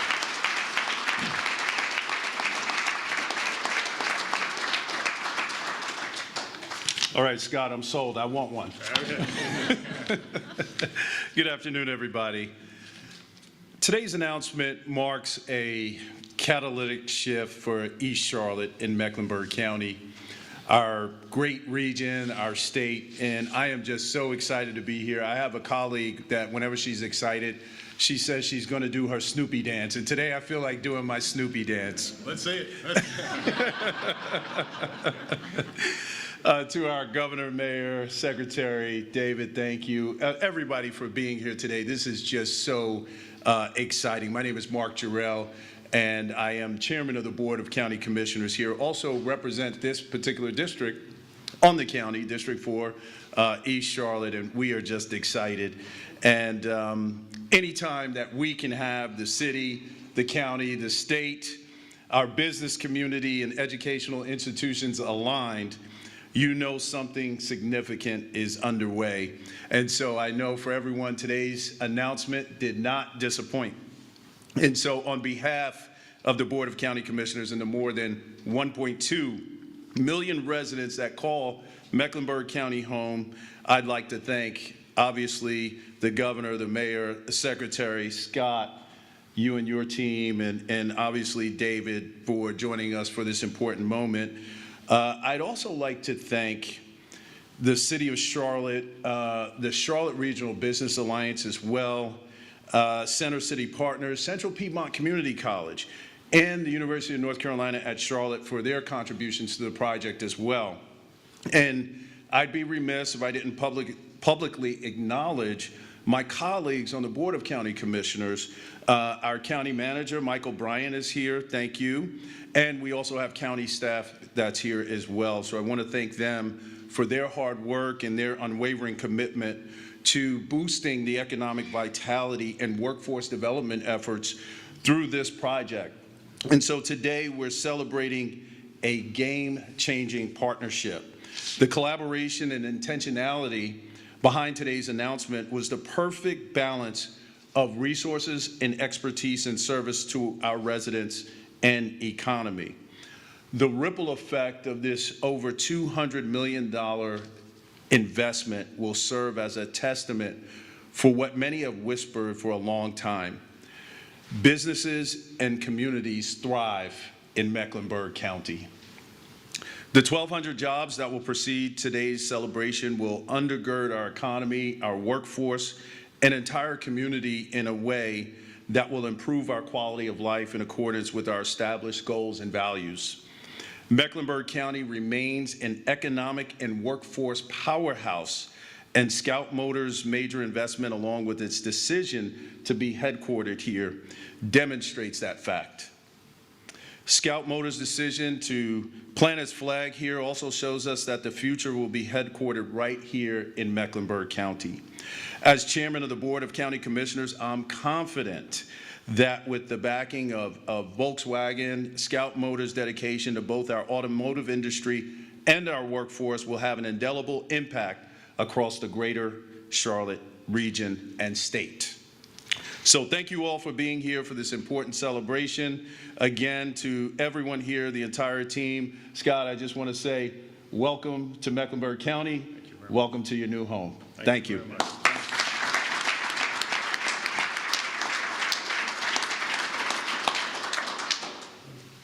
Good afternoon, everyone. Yes, sir. Good afternoon. So I'm Lee Lilly. I'm the North Carolina Secretary of Commerce, and it is really an honor to join everyone today in welcoming Scout Motors to Charlotte, North Carolina, its new home. And Scott, you said your home, but you will learn very quickly, once you're here, this is our home. And we're so proud to have you here and be a part of it. Your choice only strengthens the team we have here in North Carolina. We are the best state for business in all of the country 3 out of the last 4 years. And with projects like these, we're going to be 4 out of the last 5. So we're grateful for that. My job at the Department of Commerce is pretty simple. We work every day to cultivate the conditions of prosperity in every corner of this state. And when you get an opportunity to bring 1,200 jobs that pay an average wage of about $172,000 a year, that's a lot of prosperity. It's a lot of prosperities for families, for communities, and for our region. And this will lift up everyone in this community because it will be an anchor for the future. But I'm not just doing this because I'm interested in it professionally. I've got a personal connection on this one that Scott knows pretty well.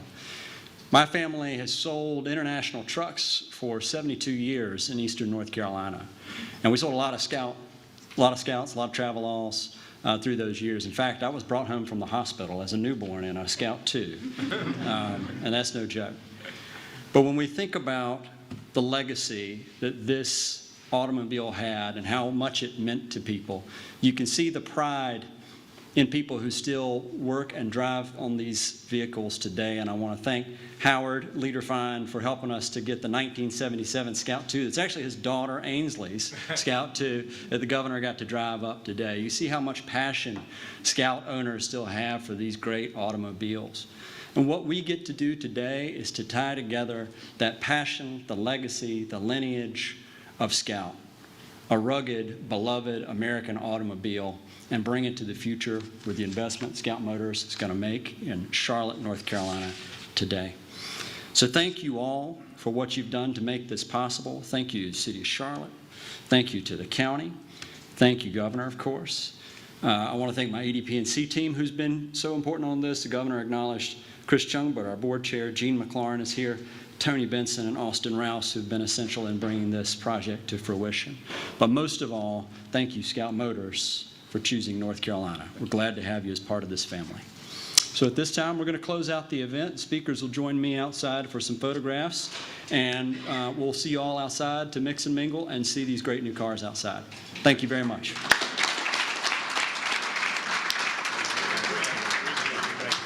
Thank you. All right, some really interesting news there out of Charlotte. Scout Motors coming to the area. Big development information, big economic announcement. Governor Josh Stein there to assist in the announcement. Big day for him as well, with multiple announcements being made about development and new business coming to Carolina. So definitely a really interesting day. We're going to have a full story on that later in our newscast, but we're going to take a quick break. We'll be back in 2.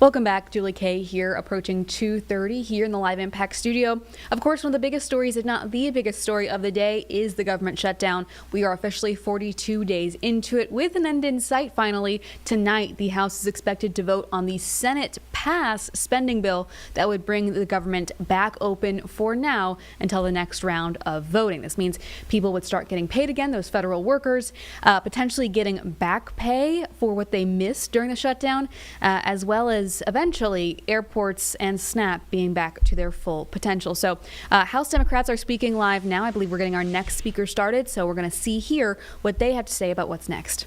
Who spoke so powerfully and eloquently about the nature of this fight that we continue to wage on behalf of the American people. And these are first-term members of Congress. But they recognize that as Democrats, we stand on the shoulders of many who decade after decade, century into century, have always fought to make life better for everyday Americans and to protect the health care and enhance the health care of the American people. That's the continuing and enduring legacy of the Democratic Party. FDR fought for it.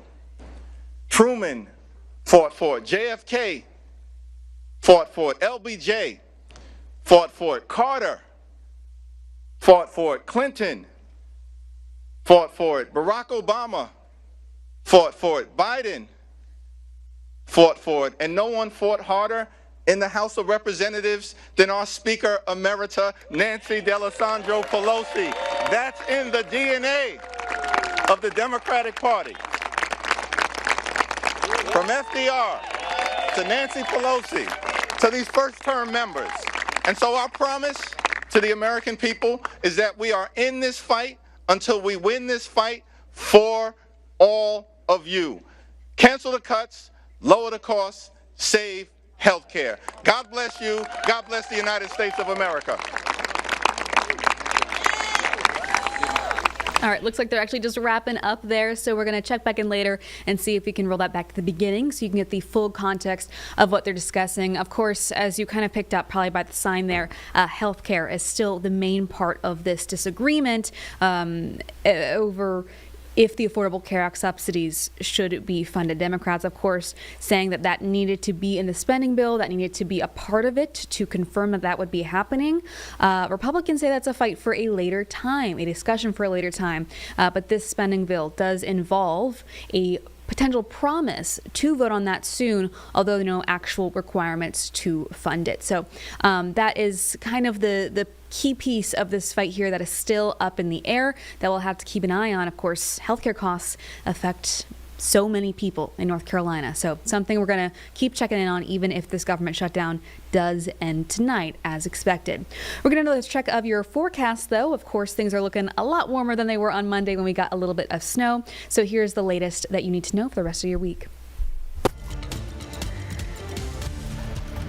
Well, good Wednesday afternoon to you. I'm WCNC meteorologist Majestic Storm. We have another gorgeous afternoon out there. I'm talking about crystal clear blue sunny skies for just about everyone. From Dallas, Monroe, Lake Norman, even right here in the Queen City. And really, have you noticed that chill in the air has really gone away for at least most places? It's going to be much warmer today with temperatures rising back into the 60s. And yes, we even have some 70s on the way. I've been loving one of our cameras right here in the mountains where you've been seeing so many snowboarders and snow skiers heading down the hill, taking advantage of the snow that we received early this week. A lot of the ski resorts actually made their own snow, but it's honestly a perfect day out there on the mountain with a whole lot of sunshine. Mid-70s returning though just in time for the weekend, and we don't have any rain for the next full week.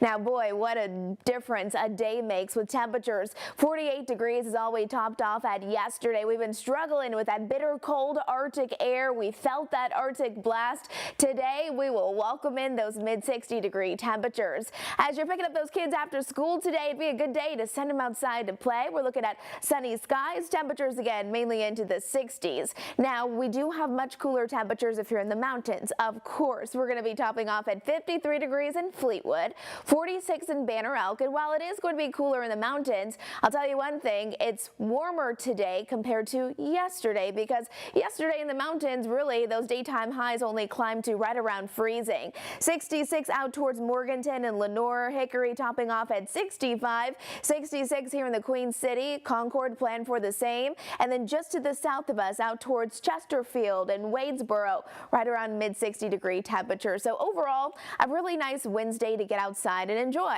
Now our forecast for tonight looks like this, where temperatures will be dropping down mainly into the upper 30s and low 40s under partly cloudy skies. We do have mainly clear conditions that we'll be waking up to tomorrow morning though, so another just really nice day. Southwesterly winds really are going to help those temperatures, because the last few days with that cold Arctic air, we've had winds that have been moving in from the northwest, but now we have a change in the direction of our winds. So when the winds move in from the southwest, it's going to be pumping in warmer air, and our temperatures will really respond. You can see though our futurecast, this takes us all the way into Friday morning. We get a whole lot of sunshine. So yes, it's going to be honestly very, very pretty as we wrap up our work week and as we head into our weekend. Not only will it look nice, but those temperatures will also look and feel pretty nice as well, with widespread 70s on the way, and it will be multiple days of 70s. But I know there's some of you, you're looking for a little bit of wet weather, some more rain, and we're going to settle into very dry conditions throughout the weekend and into next week. We could have to wait until next Friday before we get any opportunity for rain showers. Now, if you're looking for warmer weather and a little sunshine, I got you. We're looking at 76 for a high on Saturday. On Sunday, 77. So almost 80 degrees, abnormally warm. Now, here's our Jerry Hunt Supercenter 7-day forecast. I want to break down a few things for you, because our average high is 64 degrees. So today will be just a little bit above that, 39 tonight, and then waking up tomorrow morning, another gorgeous day, upper 60s for our Thursday, and then Friday, Saturday, Sunday, we have 3 days in a row where temperatures will be climbing into the 70s. So no excuse, get outside, go get those chores done, just go for a walk. It's going to be beautiful across the Carolinas.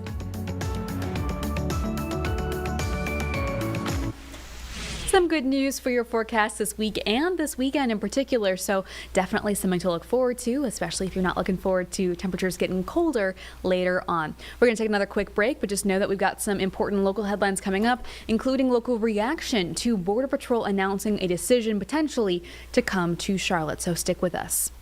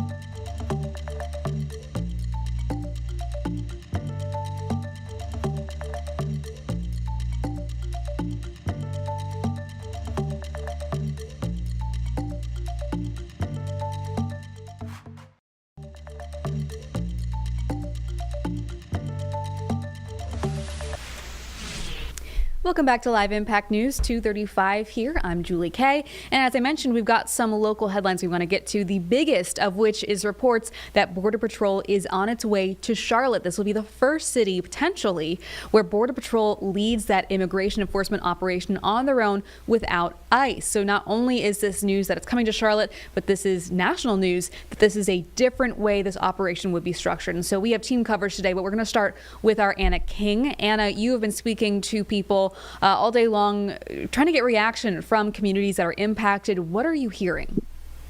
Absolutely. Earlier today, I spoke with the executive director of Embrace All Latino Voices. He kind of painted the picture of what he's hearing right now. He told me, even though this news has just come out, they are already receiving calls from concerned parents of school-aged children specifically. He told me their biggest fear right now is that parents will stop sending their children to school out of fear of what might happen. He told me many of these families who have children who are here legally, there is cause for concern for them just out of potentially being targeted. So there's just so much anxiety is what he says, and confusion out of what could potentially happen here.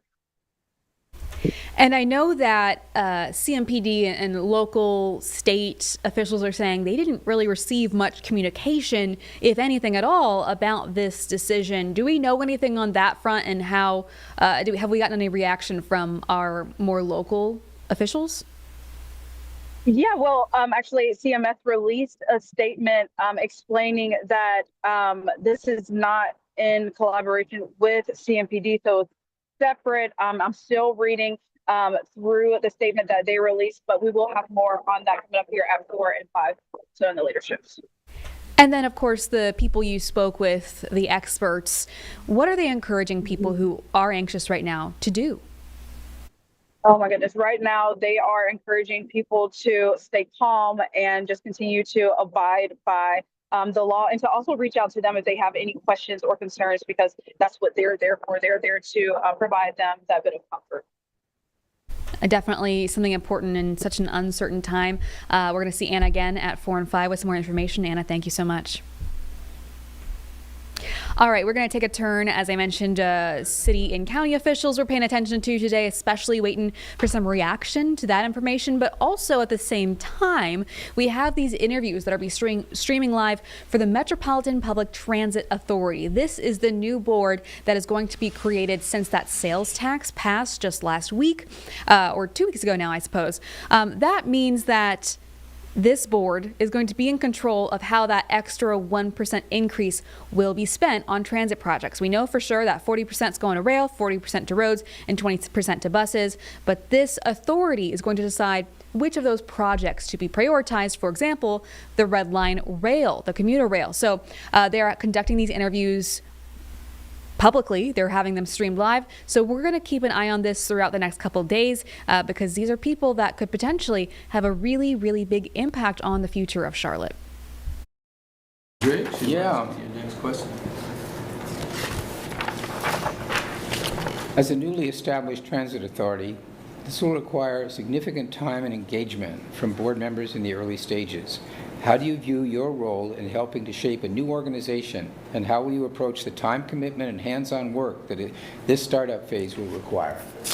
Well, I have experience with that. So I started Sustain Charlotte, again, 15 or so years ago, with literally nothing. I didn't have any investors. I quickly figured out I needed to have a business plan and figure out how to raise money. But I've done it. I've started an organization that I've now been able to sustain financially, and with, I believe, significant impact for the last 16 years. So I love starting up organizations. This isn't my first organization. I actually started up a for-profit business when I was a junior in high school, and was able to quit my part-time job working at the local retail shop. I opened a dance club for high school students that was alcohol-free. So I come from a line of entrepreneurs. I've focused on social entrepreneurship, but I've been a member of the board of directors for Sustain Charlotte for all 16 years. I've recruited board members, but mostly I've worked with board members to advance the mission of Sustain Charlotte. So I'm very familiar with all the things that an organization needs to be focused on. You need to raise funds, you need to establish a budget, you need to manage that budget, you need to market, you need to ultimately serve your customer, whether you're a for-profit or a nonprofit. I get excited about starting up organizations and figuring out how we can all work together to achieve what we've been charged to do. Shannon, I have the last one for you, sir. This authority is a historical moment for our region. What unique skills and experience do you have that would advance the efforts in public transportation? Absolutely. First, I couldn't agree more. This is a historic moment for our city and for our region. We've unlocked with the passage of the sales tax increase last week a historic level of investment available to us, of funds available to invest in the future of our city and of our region. And it's critical that we use those funds wisely, responsibly, and as promised to voters. I think we have work to do to ensure that we are investing those funds in the way that we said we would, but also in a way that they want, which is helping them get around more safely, more efficiently, more reliably, right? I mean, this is how we get around it, how anyone gets around their community is critical to their quality of life. It's access to opportunities, to jobs. It determines the quality of the air that we breathe. How connected we are to our neighbors and our friends and family who don't live in our neighborhoods. So we have an opportunity, I think, to really transform our mobility system and bring it into the 21st century where people don't have to rely on the high cost of owning a car to have freedom and access to opportunity, that they can choose healthier, less expensive, low carbon ways to get around and let other people do the driving by riding the bus or riding the train. Shannon, thank you, sir, for spending time with us. Thank you. Our process, we will start nominating on November 17th. Okay. And our goal would be on November 24th, we will have our 7 appointees to the authority, so stay tuned. Okay. And both of those will be at City Council meeting, so we Sounds appreciate good. you, sir. Thank you. Thanks for your time. Appreciate it. Can I stretch across the table? Or no? All right, you were just listening in to the end of that interview there with Shannon Binns. He's the director of Sustain Charlotte, who is now trying to be a member of the newly formed Metropolitan Public Transit Authority that will decide how those funds are used once the sales tax increase starts being collected. So definitely something we're going to keep paying attention to. This is just the first of 4 days of interview for Charlotte City Council, and that's on top of the county, which also gets to pick seats, and the state. A couple of those seats will come from there. So they've got to have this in place by January 1st, so we are on a time crunch, but as you heard, City Council expects to have this finished by November 24th. That meeting there is when they'll be voting on their appointees, but again, only part of the process. So we'll keep checking back in over the next couple days. We're going to take a quick break and see if they have someone else that they're going to interview in just 2 minutes.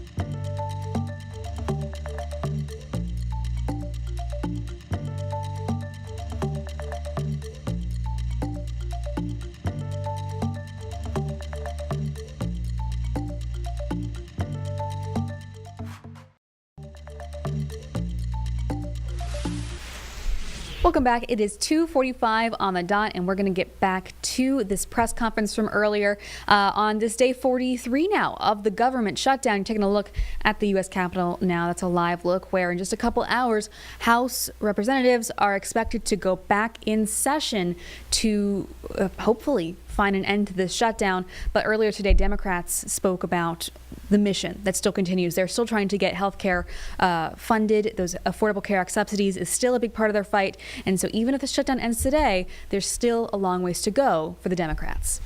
Healthcare crisis, and it fails to extend the Affordable Care Act tax credits.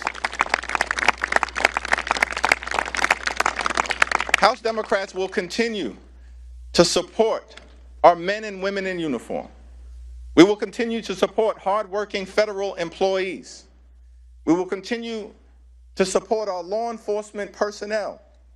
House Democrats will continue to support our air traffic controllers. We will continue to support our TSA agents. We will continue to support our civil servants who have been under attack since day one of the Trump administration. But we cannot support the Republican effort to gut the health care of the American people.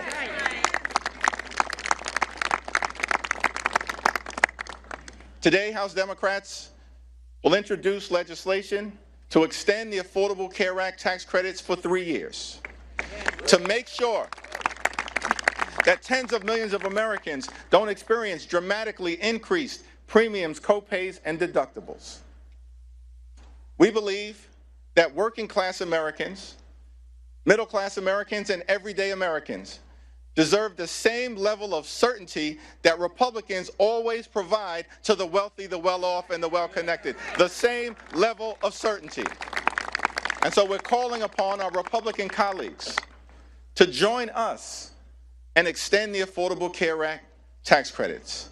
And we will be working hard today, tomorrow, and throughout the balance of this year to make sure that those Affordable Care Act tax credits are extended. Now, Republicans control the House, the Senate, and the presidency.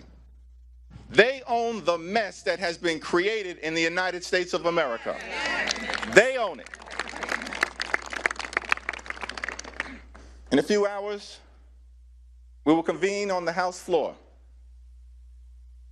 And our message to the American people is no matter what happens on the floor later on today, our promise to you remains the same. House Democrats will continue to fight to make your life more affordable. House Democrats will continue the fight to address the Republican health care crisis, and House Democrats will fight to extend the Affordable Care Act tax credits. This fight is not over. We're just getting started. We're just getting started. Now, among the many outrageous things that has been said during the Trump Republican shutdown or done during the Trump Republican shutdown, the longest shutdown in American history, is that Donald Trump made the stunning claim that in his mind, he holds two titles, that he has two positions. Donald Trump says that he's both the president and the Speaker of the House. That's what Donald Trump said in the midst of him shutting down the government. And what we've seen from compliant, sycophantic Republicans, corrupt House Republicans, is they continue to go along to get along. They don't function like a separate and co-equal branch of government. From the very beginning of this presidency and all the way through this Trump shutdown, Republicans in the House have continued to act like a wholly owned subsidiary of the corrupt Trump cartel. That may be the House Republican position. For damn sure, it ain't the House Democratic position. Because we know, and what we say to the American people is that we don't work for Donald Trump. We don't work for J.D. Vance. We don't work for your billionaire donors. We work for the American people. And that's what this fight by House Democrats joined by our colleagues on the other side of the Capitol, has been all about. We work for the American people. As we stand on the Capitol steps, ready to continue this battle on the House floor, a battle that we waged week after week after week, and that will continue regardless of the outcome. We say to the American people that we know you deserve better. You deserve much better than the chaos, the cruelty, and the corruption that you've seen. And so as House Democrats, we're going to continue this fight to lower the high cost of living in a country where America is far too expensive, far too many people struggling to live paycheck to paycheck, can't thrive, and can barely survive. That should not be the case in the United States of America, the wealthiest country in the history of the world. And so as Democrats, we're committed to addressing this affordability crisis. That's what this fight has been all about. And we'll continue to work hard to lower the high cost of living. We'll continue the fight to fix our broken healthcare system. And we'll continue to fight to stand up for Medicaid. We'll continue to fight to stand up for Medicare. We'll continue the fight to stand up for the Affordable Care Act and an extension of the tax credits. We'll continue to fight for your hospitals. We'll continue to fight for your nursing homes. We'll continue to fight for your community-based health clinics. And we'll continue to fight for the principle that in this great country, the wealthiest country in the history of the world, healthcare can't simply be a privilege available only to the wealthy, the well-off, and the well-connected. Healthcare must be a right available to every single American. And that's the fight that House Democrats will continue to wage for the American people. It's now my great honor to yield to a freshman leadership representative, someone who's gotten off to a great start, helping to lead the freshman class, the first term members during this turbulent and tumultuous period here in the United States Congress and for the country. From the great state of California, the Honorable Luz Rivas.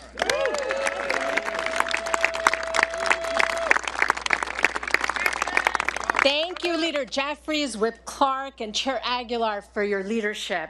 House Democrats are back in Washington, D.C., ready to vote once again to protect health care for working families across the country. Recently, I spoke with Speaker Johnson directly in the Capitol and hand-delivered stories from my and my fellow freshman colleagues' constituents who have been impacted by the Republican shutdown. This includes the story of Stephen Heller, a constituent from Van Nuys, which is in my district. Stephen and his wife are independent contractors who have to pay for their own health insurance. Because Republicans let the ACA tax credits expire, Stephen and his wife are facing a monthly health care premium increase of $1,000 per month in 2026. This will bring their monthly total to nearly $2,100 per month and nearly $25,000 for the year, just in health insurance. That is, in Stephen's own words, a terrible financial blow and an enormous financial burden.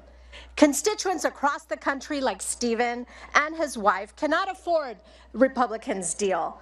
I will vote no and continue to fight with House Democrats to protect the ACA subsidies that Stephen and millions of Americans rely on. House Democrats will continue our fight to protect health care, lower the cost of living, and keep the American dream attainable for all. Thank you. And next, I'd like to introduce my amazing colleague from Michigan, Congresswoman McDonald-Rivet.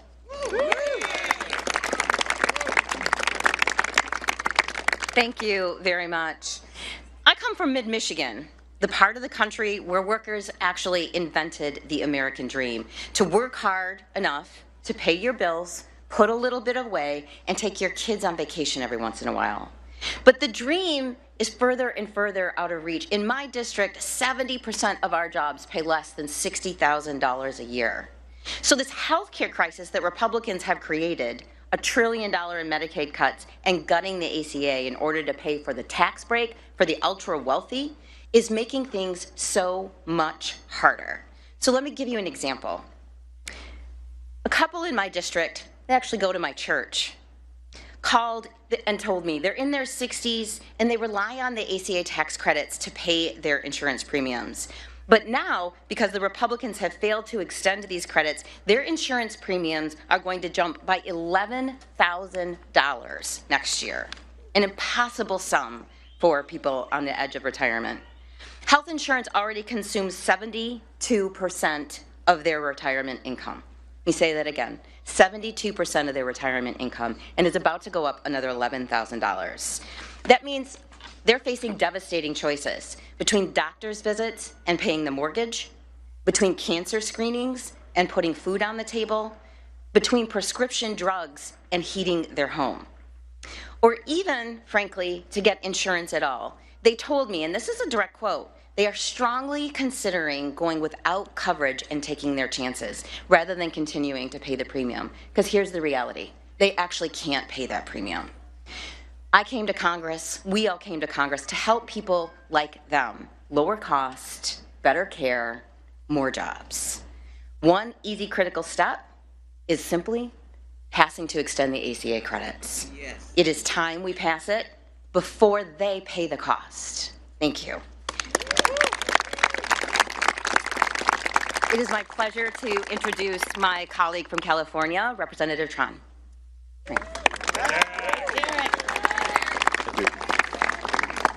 Good afternoon. I am Congressman Derek Tran, and I proudly represent Orange and LA counties in California's 45th district. Today, I want to share the story of Peter and Esther. Peter and Esther are retired and living in Orange County, California.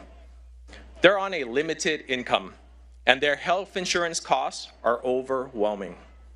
They pay over $18,000 every year just in health care premiums. And next year, their costs are going up to over $21,000. When you're retired and living on a fixed income, that kind of cost increase can be devastating. Peter has been trying to get his wife Esther on Medicaid so she can get the care she deserves without going bankrupt. But he keeps hitting roadblocks. The red tape, long lines, and staffing shortages preventing Esther from even being considered for Medicaid coverage is harmful to our country. And instead of joining us to fix this crisis, the Republican majority has demanded more cuts, causing more pain and suffering for the American people. I am here today for people like Peter and Esther. They deserve better than this. Every American deserves better than this. While we're fighting for health care, Republicans are fighting for tax cuts for the billionaires. I'll keep fighting to make sure people like Peter and Esther can afford the care that they deserve. And I hope our colleagues on the other side of the aisle will join us. Thank you so much. It is with great privilege that I introduce and yield time to Congresswoman Sarah McBride from the great state of Delaware. Thank you so much, Representative. Thank you so much, Leader Jeffries, Whip Clark, and Chair Aguilar for bringing us together today. We stand here today, 42 days into a government shutdown and 54 days since the House last met, because Republicans have presented the American people with a false choice between reopening government and addressing this healthcare crisis. There is simply no reason why we can't do both. The only thing that has been standing in our way is Republican cruelty. That's right. Yeah. Republicans have played a game of chicken with food assistance, travel safety, and federal paychecks, all because they will stop at nothing to cut your health care. The only thing that congressional Republicans are more loyal to than Donald Trump is to cutting the health care of the American people. Yes. Let's be clear.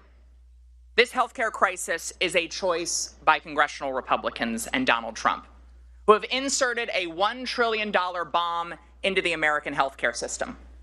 And it is starting to go off. Millions right now are facing skyrocketing premiums. The largest cut to Medicaid in American history is on the horizon. Rural hospitals will close. doctors' offices will shutter. Donald Trump loves to own things and slap his name on them. Well, he now owns the American healthcare system. It is Trump care. Millions losing coverage, that's Trump care. Americans paying more for insurance, that's Trump care. Everyone having to drive longer and take more time off work, that is Trump care. Donald Trump and congressional Republicans have raided your health care and used that money as a piggy bank to reward their donors with massive tax breaks. Cruelty is the currency of his corruption, because Donald Trump only cares about himself, his ballroom, and his billionaire buddies, and he certainly doesn't care about you. House Democrats are here for everyone, whether they... All right, it is top of the hour here, 3:01, so we're going to take a break from what you've been listening to. This was just in the last hour where House Democrats were discussing next steps to ensure the Affordable Care Act gets funded, those subsidies that are going to expire soon. That is the key piece of their argument here. That is why the government shutdown happened. As we expect that House vote later today, you can also anticipate that we're going to have a whole lot more updates from the Democrats as they continue to push, because even if this government shutdown ends, this fight continues for them. So we're going to take a quick break, and hopefully we'll get some more updates on that soon, but stick with us. We'll be back in 2 minutes.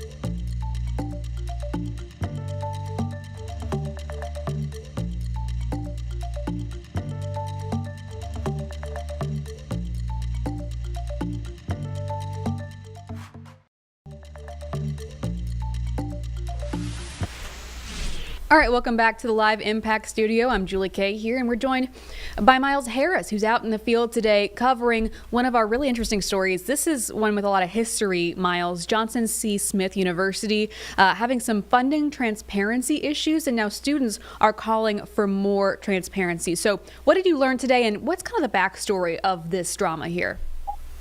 Yeah, it's a really good question there, Julie. So just to kind of give a bit of context. So earlier this year, Johnson C. Smith University, they were put on probation by the Southern Association of Colleges and Schools Commission on College Board of Trustees. So they placed JCSU on a probation period because they failed to comply when it came to basically some financial issues when it comes to financial responsibility, control of finances, things of that nature. So while they were on this probation period, some of the students, they had kind of heard about the situation through word of mouth, not actually directly from the university. So they kind of started to build their own questions.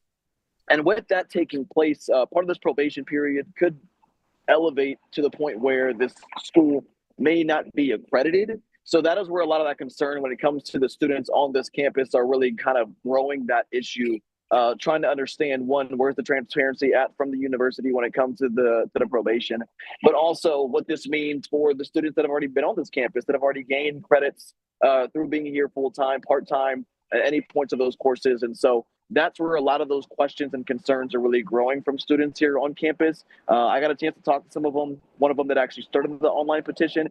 And that's literally what they told me, that they were kind of concerned about, they were maybe in their third or fourth year at the university, and they don't know if basically their degree will mean anything if they do graduate and this probation period elevates to them losing their accreditation. So that's really the big concern here from the students, Julie. But yeah, definitely something that we're digging into.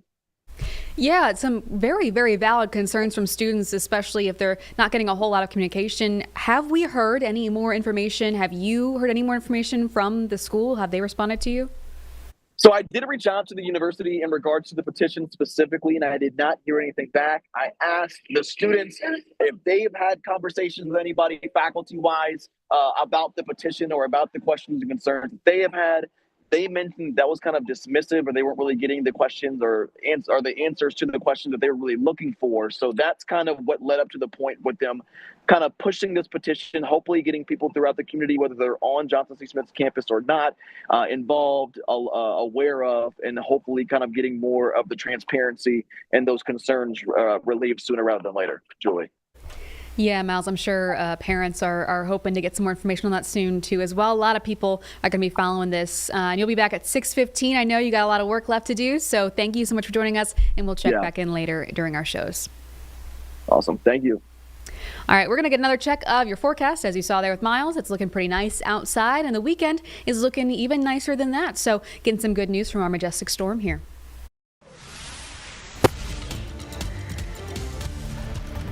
Well, good Wednesday afternoon to you. I'm WCNC meteorologist Majestic Storm. We have another gorgeous afternoon out there. I'm talking about crystal clear blue sunny skies for just about everyone. From Dallas, Monroe, Lake Norman, even right here in the Queen City. And really, have you noticed that chill in the air has really gone away for at least most places? It's going to be much warmer today with temperatures rising back into the 60s. And yes, we even have some 70s on the way. I've been loving one of our cameras right here in the mountains, where you've been seeing so many snowboarders and snow skiers heading down the hill, taking advantage of the snow that we received early this week. A lot of the ski resorts actually made their own snow, but it's honestly a perfect day out there on the mountain with a whole lot of sunshine. Mid-70s returning, though, just in time for the weekend, and we don't have any rain for the next full week. Now, boy, what a difference a day makes with temperatures. 48 degrees is all we topped off at yesterday. We've been struggling with that bitter cold Arctic air. We felt that Arctic blast.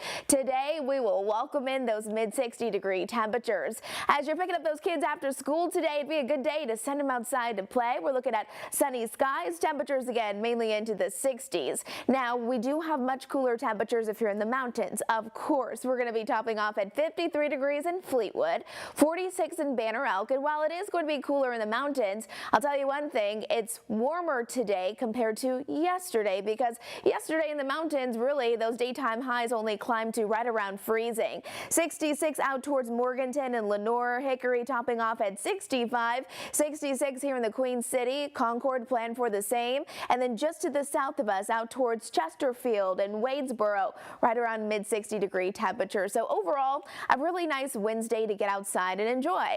Now, our forecast for tonight looks like this, where temperatures will be dropping down mainly into the upper 30s and low 40s under partly cloudy skies. We do have mainly clear conditions that we'll be waking up to tomorrow morning, though, so another just really nice day. Southwesterly winds really are going to help those temperatures, because the last few days with that cold Arctic air, we've had winds that have been moving in from the northwest, but now we have a change in the direction of our winds. So when the winds move in from the southwest, it's going to be pumping in warmer air, and our temperatures will really respond. You can see, though, our future Futurecast. This takes us all the way into Friday morning. We get a whole lot of sunshine. So yes, it's going to be honestly very, very pretty as we wrap up our work week and as we head into our weekend. Not only will it look nice, but those temperatures will also look and feel pretty nice as well, with widespread 70s on the way, and it will be multiple days of 70s. But I know there's some of you, you're looking for a little bit of wet weather, some more rain, and we're going to settle into very dry conditions throughout the weekend and into next week. We could have to wait until next Friday before we get any opportunity for rain showers. Now, if you're looking for warmer weather and a little sunshine, I got you. We're looking at 76 for a high on Saturday. On Sunday, 77. So almost 80 degrees, abnormally warm. Now, here's our Jerry Hunt Supercenter 7-day forecast. I want to break down a few things for you because our average high is 64 degrees. So today will be just a little bit above that, 39 tonight, and then waking up tomorrow morning, another gorgeous day, upper 60s for our Thursday, and then Friday, Saturday, Sunday, we have 3 days in a row where temperatures will be climbing into the 70s. So no excuse, get outside, go get those chores done, just go for a walk. It's going to be beautiful across the Carolinas.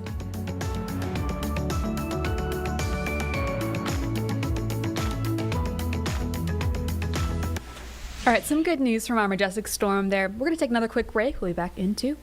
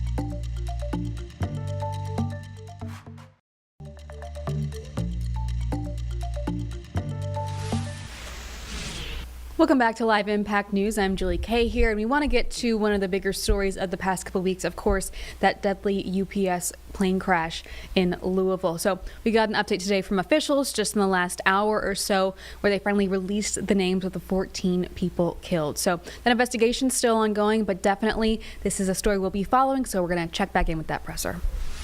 Metro Hall. Just a couple quick updates. NTSB still remains at the site investigating the cause of the crash. Our teams have continued their outreach to businesses that have been impacted and to give them access to their property that is still restricted. LMPD is continuing to provide 24/7 coverage of this restricted area to protect the integrity of the investigation and also to protect public safety during these times. Our teams are working to reopen Grade Lane and all roads as quickly as we possibly can. This morning, I had an opportunity to stop by the Okolona Fire Department to thank the men and women of Okolona Fire for their incredible first response, being some of the first folks that were on the scene, being the lead fire department on the scene. They working in partnership with Louisville Fire and the other fire departments was truly incredible. Additionally, as we mentioned yesterday, a new hotline has been set up for anyone who has been impacted by the crash. That call center number again is 502-473-5271. That is open now. It will be open all days from 7 a.m. to 9 p.m. Monday through Saturday. If you owned a business that was impacted, if you have lost your job as a result of being impacted, if you have been injured in some other way, if you believe that you have been negatively impacted by the crash, that is the number to reach out. Additionally, when you reach out, there may be an opportunity. We are getting ready to open tomorrow a community resource center. This community resource center will be by appointment that you can make by calling that line. It will be located at 200 High Rise Drive, right off of Fern Valley Road by I-65, to meet with individuals that can help you with the challenges that you may be facing as a result of the tragic UPS crash. One other person I want to thank is here with us today, and that's our Jefferson County Coroner, Joanne Farmer.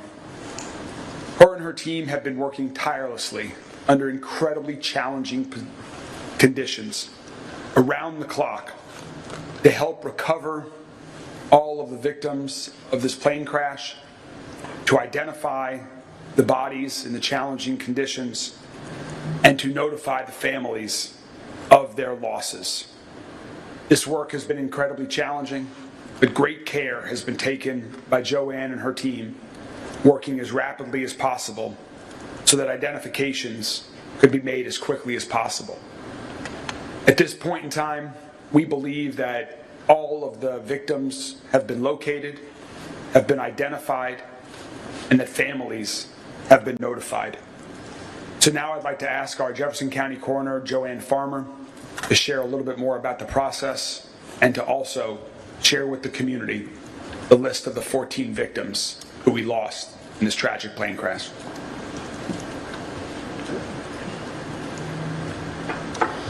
It really saddens me to have to be here and speaking to you about such a tragedy.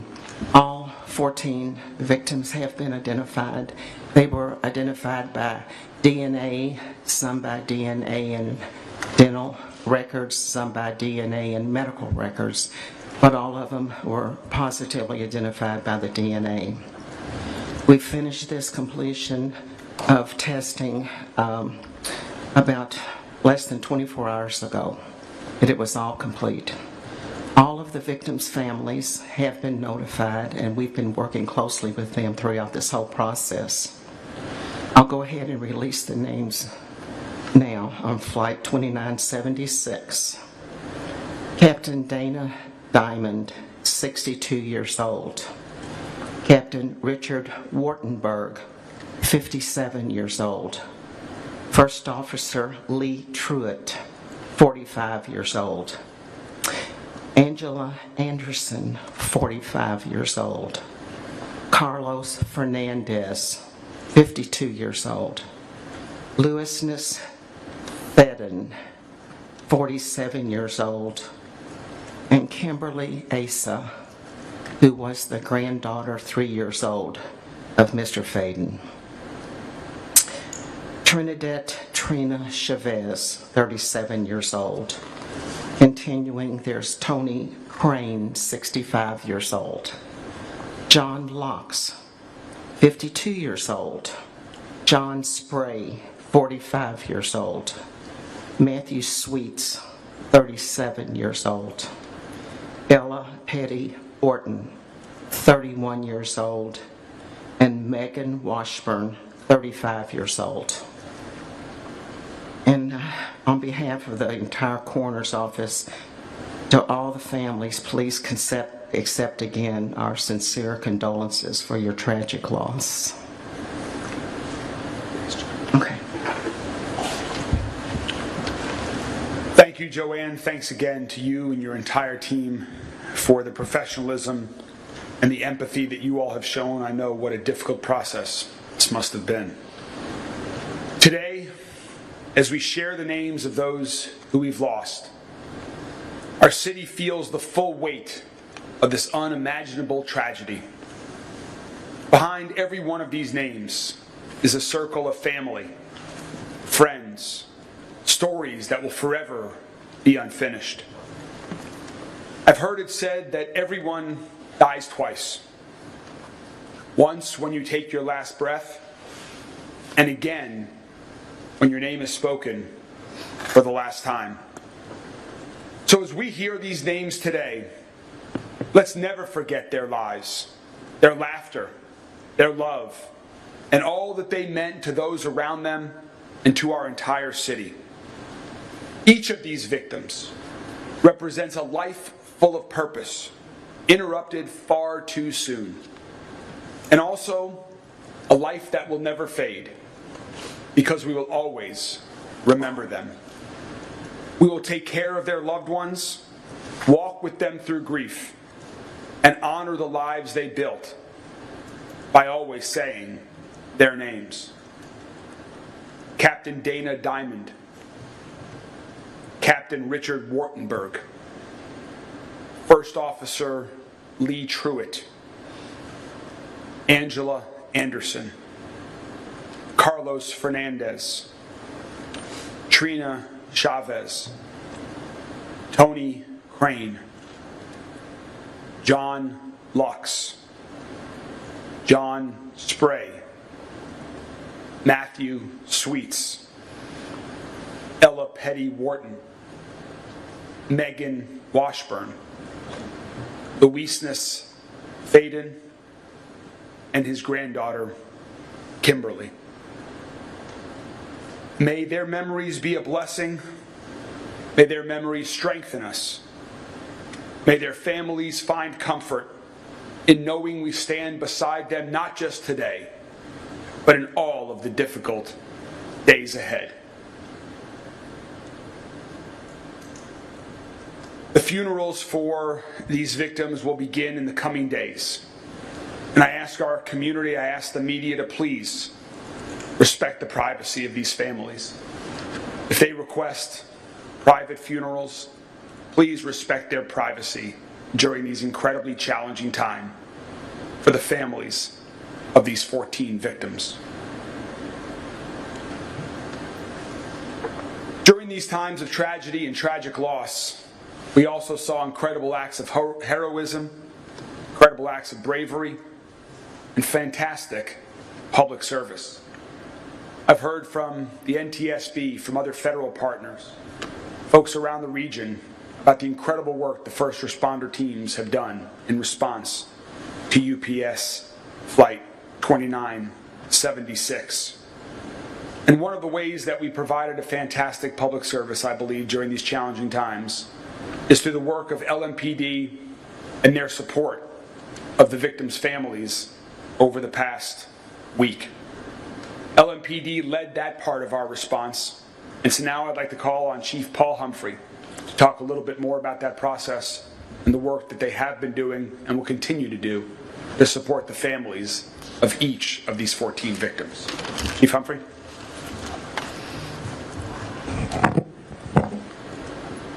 While we send our prayers and condolences to the families, there's going to be times where there will be stories that will be told about each one of the victims. But there's stories that will need to be told about everyone else as well. All of the first responders that rushed towards that fire and put their lives on the line. The employees of Grade A Auto Parts, one who tackled. All right, we're going to cut in here for a bit because we have something happening live. Lindsey Graham is speaking. And with everything going on, we just want to see what he has to say about the government shutdown, hopefully a deal being made tonight. To extend the Obamacare subsidies for 3 years failed, and I think they will go to final passage of the Senate bill. And once that is passed, it will go to the president's desk, and hopefully sometimes tonight we'll have the government reopen until January the 30th, and we'll have to revisit all this again. Now, what is this all about? About 42 days ago, Democrats told us they're not going to open the government unless we do two things as Republicans, which were impossible: to repeal the $1.5 trillion in savings we achieved in the big beautiful bill by reforming Medicaid, and we saved a lot of money by making sure illegal immigrants are not eligible for Medicaid. That saved hundreds of billions of dollars. Democrats wanted us to repeal that whole provision. Medicaid had grown by 50% in 5 years, kind of an out-of-control train. So that wasn't going to happen.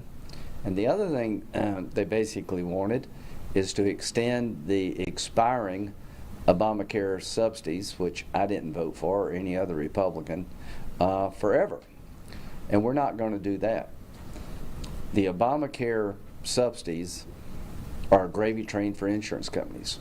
$50 billion would be spent on subsidies that were created during COVID, and COVID is behind us, and all the money goes to insurance companies, and the more people they sign up, the more money they get.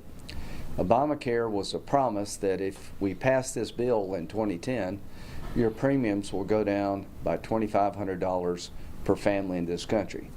And since 2010, the premiums under Obamacare have increased over 100% with no end in sight. During that same period of time, the 7 largest health insurance companies in America have seen their stock prices go up like a rocket ship. United Healthcare has had a 1,100% increase in stock prices. The smallest was 500%. So this has been a bill to enrich insurance companies. People's premiums have doubled, and President Trump and I was just talking to him about this coming down, are going to try to take the money that would have gone to insurance companies and give it directly to the consumer so they can buy better health care and lower prices. That debate begins in December. So yesterday, I wrote a check to Upstate Warrior Solutions. It's a veterans group that's kind of a one-stop shop for veterans in Greenville, and I'd like to see that concept spread throughout the state. It's really an amazing organization. I think it's $20,700 something is what my salary is before taxes for the last 41 days, and I made a contribution to them. I really do believe that members of Congress should not be paid during a government shutdown ever, that we should forfeit our pay, not get it back later. The Constitution limits one Congress from changing pay rules during that Congress. You have to do it in the future. So I think the best way to handle this problem in the future is a constitutional amendment that would be very simple. During a government shutdown, members of Congress will forfeit their pay for the entirety of the shutdown. And I'm going to push that as hard as I know how to push it. And I do believe if we had to give our pay up, there'd be less shutdowns. All right, then I'll take questions. Senator, part of the deal to end the shutdown was a provision to allow senators who had their phone records subpoenaed to sue for up to $500 grand. Will you be taking advantage of that? Yeah, I'm very much for the idea if you've been wrong, there should be a remedy.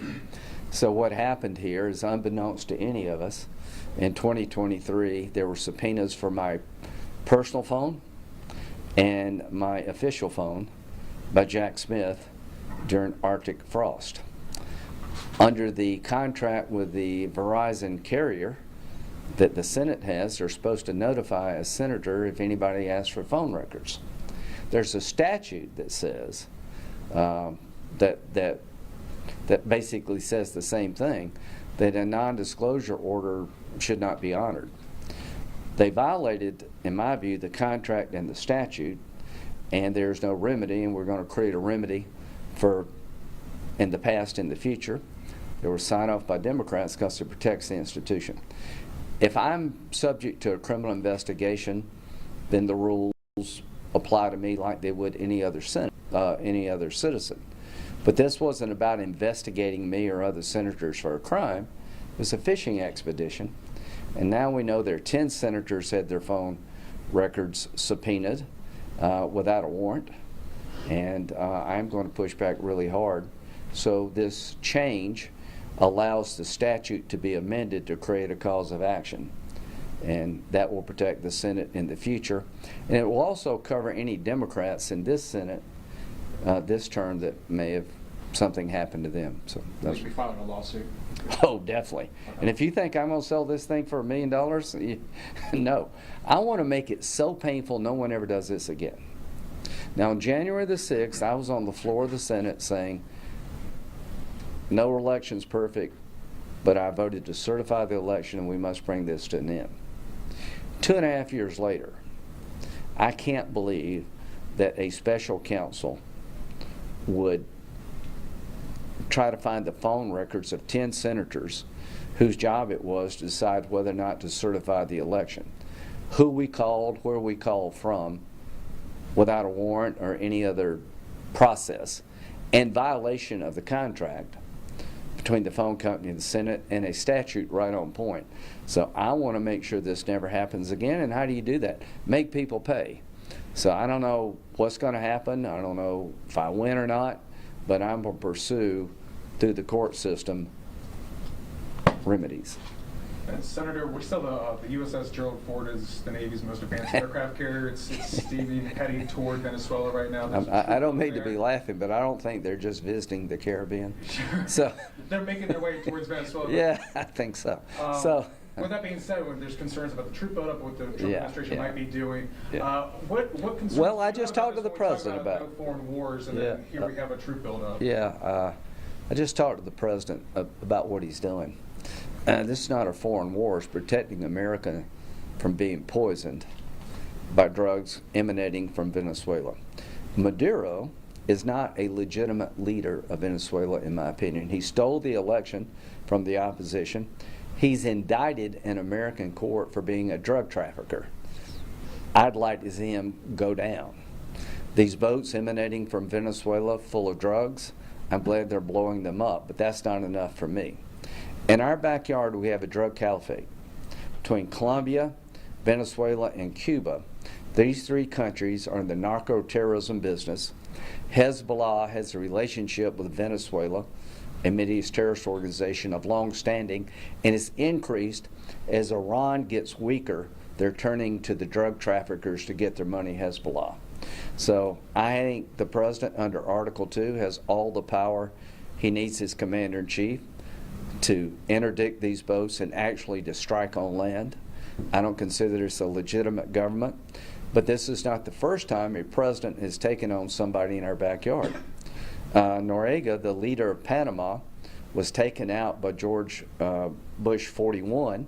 He literally invaded the country, took Noriega, put him in an American jail, and tried him in an American court because he's involved in drug trafficking, hurting our country. And this is exactly what's going on in Venezuela. I don't know if any troops will be used. I'm not so sure that's even necessary. But this show of force is beyond drug boats.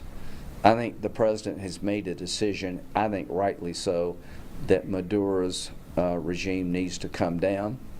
The lady who won the Nobel Peace Prize, the leader of the Venezuelan opposition, is cheering President Trump on. So, Mr. President, I have you back. Do what you need to stop these drugs from coming into the country. But no troops on the ground in Venezuela. I don't think that would be necessary, but I'll leave it up to him. We did it in Panama. The 82nd Airborne jumped in, took Panama down. Reagan did it in Grenada when they were building, the Cubans were building a big long runway in Grenada that had no good effect for us. So, yeah, he would not be the first person to use ground troops, but I don't think that's in the making right now. I do believe Maduro will go. That this show of force is designed to replace him, in my view, to get somebody in Venezuela that will represent the Venezuelan people and not drug traffickers, and make Venezuela a free country for the first time in a long time and make America safer. I'm hoping that's the end game. I'll let the president speak for himself. But this show of military force, I think, is going to have the intended effect. Senator, can you talk with a little more detail about what the health care debate could look like in December? Do what? The health care debate. Okay, I think it's going to be a debate worthy of a great nation. Republicans get criticized sometimes, rightly so, for complaining about health care, not having an alternative. We're going to give you an alternative. We're going to take the $35 to $50 billion that would go to insurance companies and try to allocate it in a way to help individuals more effectively, lower health care costs, and get better outcomes. That's going to be a good debate. Already you see some Democrats reaching out to some of our health care folks, senators who are really conversant in this, thinking about how to redirect the money. What we're not going to do is continue a practice of giving all the money to the insurance company and having your premiums double. We're going to find a way to deal them out and deal you in. You get better outcomes and will lower health care prices. That starts in December. Now here's what I hope. I hope we can find 60 votes to change the Obamacare subsidies more like I just described. And I think there's some Democrats that are willing to think outside the box. Speaking of the CR, there's been some provisions in there that have gotten a bit of attention regarding the hemp industry. Yes. You know, some would say that the genie's already out of the bottle. You know, to put these regulations in place now would, potentially decimate what's become a multi-million-dollar industry. And just curious about your $25 billion. There's two things. I met a gentleman who does hemp oil, which is being used for people's seizures, and I want to hear them out. But apparently, in truck stops and other places, you can buy hemp products that literally give you a buzz, and it's unregulated. I did not feel comfortable with the bill presented to me. States are beginning to regulate it. I don't know where South Carolina is going to go, but right now the product out there I think is dangerous to the public, and we need to have a rational discussion about making sure if these products are going to exist, they're regulated and they're safe, and there's nothing stopping minors from buying these products. It's not like going into a liquor store where you got to be 21, and the effect of the THC is very real. Do you expect Congress to discuss some changes to regulate the hemp industry? I would think so. I don't think most South Carolinians would want a kid to go and buy a THC-laced beverage, underage. And that's one of the issues we're dealing with, and maybe we can find a solution to this problem. But I voted against Senator Paul because I thought it would create dangers to our country, and maybe we can find a compromise. a little bit on a different track, but about a week ago, I mean, time flies, but you wrote a letter critical of Congresswoman Nancy Mace's treatment of airport workers. Yeah, the letter was not about Nancy's experiences, but mine. And the reason I wrote the letter, I talked to Tim, is that the gateway to the Low Country is the Charleston Airport. I just gotten $40 million earmark, congressional directive expended to improve the road to the airport. It is very important to tourism and business, and I just wanted everybody to know that from my point of view, the people who run the airport, provide security, have been very professional, and it's a place you should not be worried about going to. I wanted to make that very clear. I'll let Nancy explain her experiences, but I wanted to make it very clear that I thought the Charleston Airport was well run, and the people there who provide security have always been very, very helpful to me. Well, the reason I ask is because today she sent out guidance to people who signed on to a letter criticizing that, where she said that the protocols for official assistance in her district have been updated where, quote, federal, state, and local lawmakers who support the alleged spying of a sitting member of Congress by airport security and who support security breaches against a sitting member of Congress who receives thousands of death threats a year will no longer receive special or expedited privileges, essentially saying if they have a constituent query, they just have to go through the normal protocols anyone does. And so what happens, you see my security. When I go to the airport cops meet me and escort me through where the crew members go. And we sit around and get on the flight. Every now and then somebody will come up to the airport with a gripe. It's okay to talk, but they'll make a scene. So you try to keep low key, don't stand in lines, get through without drama. I think that system seems to work to me. The issue is the people and the way they behave. I think that's the issue in question. she apparently had a bad experience. I've had nothing but good experiences. Senator, you are high profile. I see you on Sunday morning television every other Sunday. Yeah. Congressman Mace is probably up there. Yeah, Tim Scott, all of us. Yeah. But Congressman Mace often talks about how much threats she gets. I never see you talk about how many threats you get. Do you get a lot of threats, and are you really worried? Well, I probably get my fair share. The point is, in today's world, as part of the job, Nancy's right. There's some pretty angry people out there. But what I try to do is do my job low key as possible, get through the system, appreciate people who do provide me security. I don't have a security detail day in and day out, but when I go to the airport, people help me through. I think the best thing we can do right now is show appreciation for those who do this. And, a lot of people have been working without pay. Every time I go through an airport, I apologize to the TSA officials. I'm sorry we've turned your life upside down. So that's my approach. I mean, when somebody is there to help me, I want to say thank you. And I've had nothing but very good experiences all over this state. The men and women who provide security for the airport, who do the TSA agents, I think they have a lot to be proud of, and I am definitely proud of them. And I think the Charleston Airport, in my opinion, is one of the finest airports in the country. Senator, looking ahead to next year, the Surface Transportation Reauthorization goes up in September. We just saw this horrible funding fight right here over just the CR. I was talking to SCDOT Secretary Justin Powell today just about the growth in our state, which you're well aware of. How big of a priority is this to make sure that gets reauthorized? I'm the only person in the delegation, other than Congressman Clyburn, that actually directs money to be spent. It's a huge deal for me.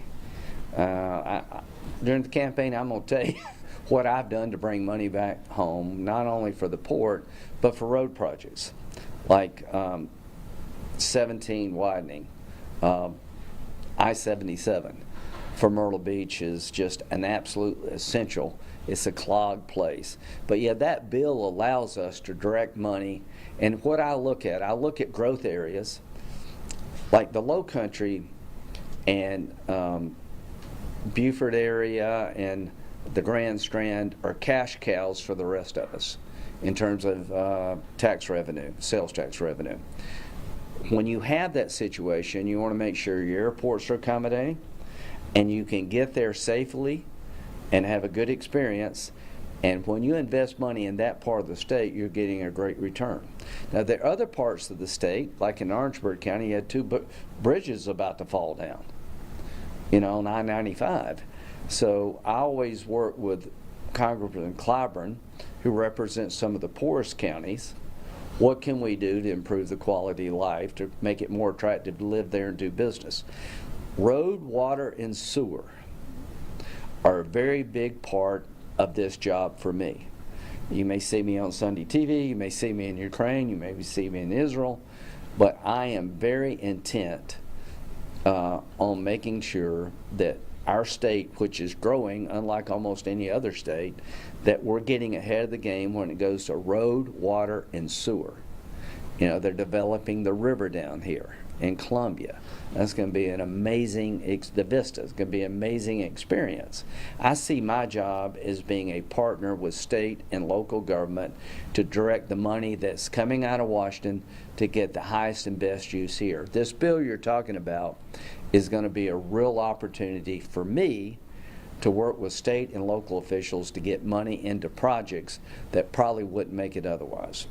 Senator, regarding the impacts of the shutdown, today alone, many people were lined up outside Harvest Home Food Bank. Yeah. As a lawmaker, regardless of what side of the aisle you're on, what do you say to those people who are not getting I am sorry that we failed you. And let's just be honest, the Republicans shut down the government for 35 days years ago to get Democrats to build a wall. Well, we eventually built the wall. It was good policy. But what I've learned from this experience, if you got a policy debate, don't shut down the government to get an outcome. That's not a good way to legislate. There's no end to that. It's kind of political terrorism. And I would tell those folks, hopefully by tonight, the government will be up and running, And what I'm going to try to tell these people and everybody else in our state, that one way to prevent this in the future is for us to lose our pay.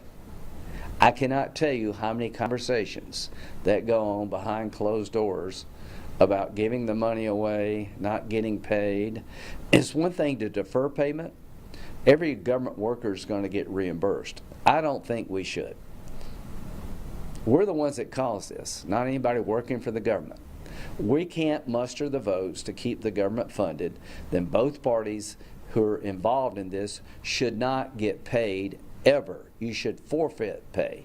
Now, I am doing well by, I grew up in Central and I've got nothing to complain of. I have a very good life and I appreciate it. I'm not independently wealthy, but I'm in good shape and I appreciate it. But $20,000 is a lot of money. And I can tell you right now, I should have given my money away.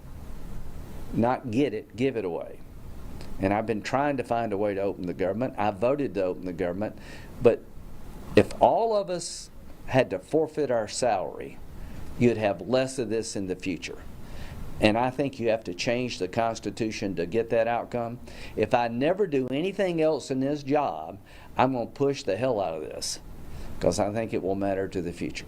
And Senator, what will you tell those people? I know that you said that the debate for the health care will be taken up in December, but after the tax credits are expired, a lot of Americans may... These are subsidies, not tax credits. Here's what I would tell them. But also, just remember that a lot of the premiums may double. So in the meantime, what do you say? Yeah, the premiums have doubled already. You're sold a bill of goods.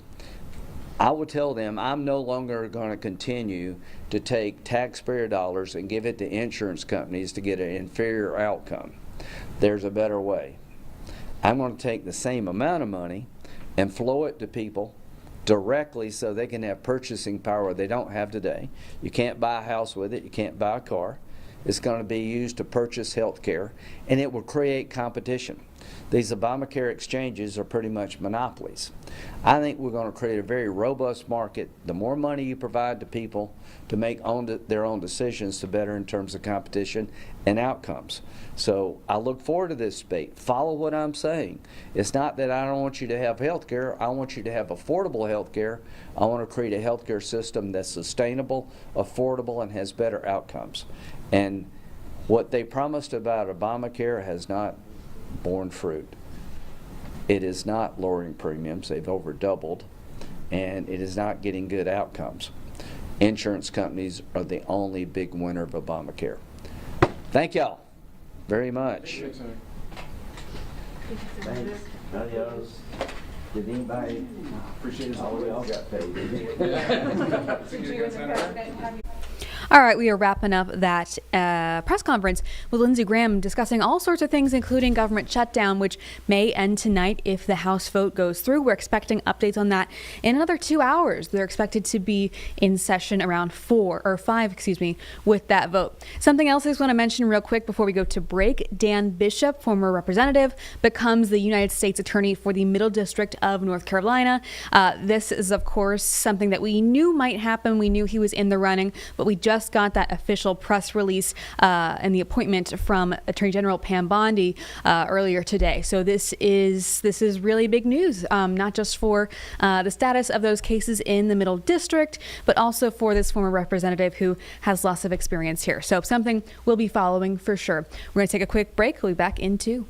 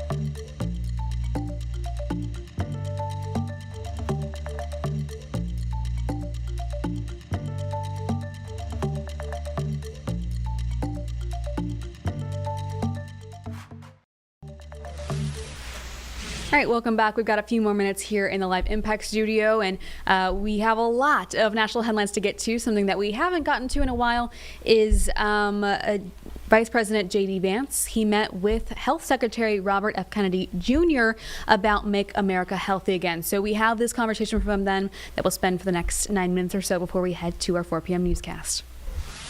That convention is often wrong, and that the people who make advances on science almost 100% of the times are people who are willing to challenge orthodoxies and advance heterodoxies and talk about new ways of thinking, and that these very ossified bureaucracies that now make up the so-called medical establishment are fortified against that kind of change. That's absolutely right. And I mean, to put a slightly different spin on it, a lot of the times the people who are discovering things interesting and new are a little weird, right? I mean, American society for a very long time had a willingness to accept unconventional, slightly odd people inside some of these industries, inside some of these bureaucracies. I mean, I've been reading a lot in the past couple of weeks about von Neumann, the Hungarian scientist who came to the United States and was very important in the Manhattan Project. And what I keep on finding myself thinking, I mean, this is a brilliant guy.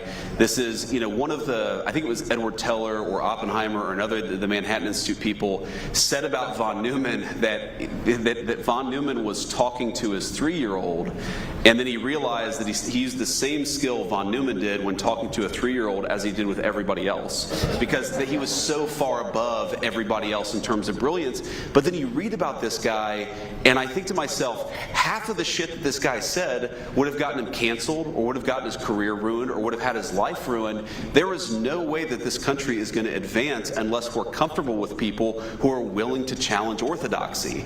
And that's what I think got so broken, not just about the scientific bureaucracy, but probably it was worse in the scientific area than in most other places, is we've got to be comfortable challenging some of these old orthodoxies. And part of that is welcoming people who are a little unusual, because unless you do that, like, you're not going to solve America's problems with McKinsey consultants who say everything the right way all the time. No offense for the McKinsey consultants, because but many of whom are very brilliant people, but like you need the consultant mindset. You also need the person who is just thinking about an idea because it's interesting and it's fascinating and it's not being focused on enough in the right way. You and I have talked a lot about Appalachia, and both of us come from families that are intertwined personally and politically in Appalachia. You're kind of a golden child of Appalachia. You came out, you went to Ohio State, right? That's right. Yale Law School, a successful, uber successful business, a best-selling author, a U.S. Senator, and now Vice President of the United States.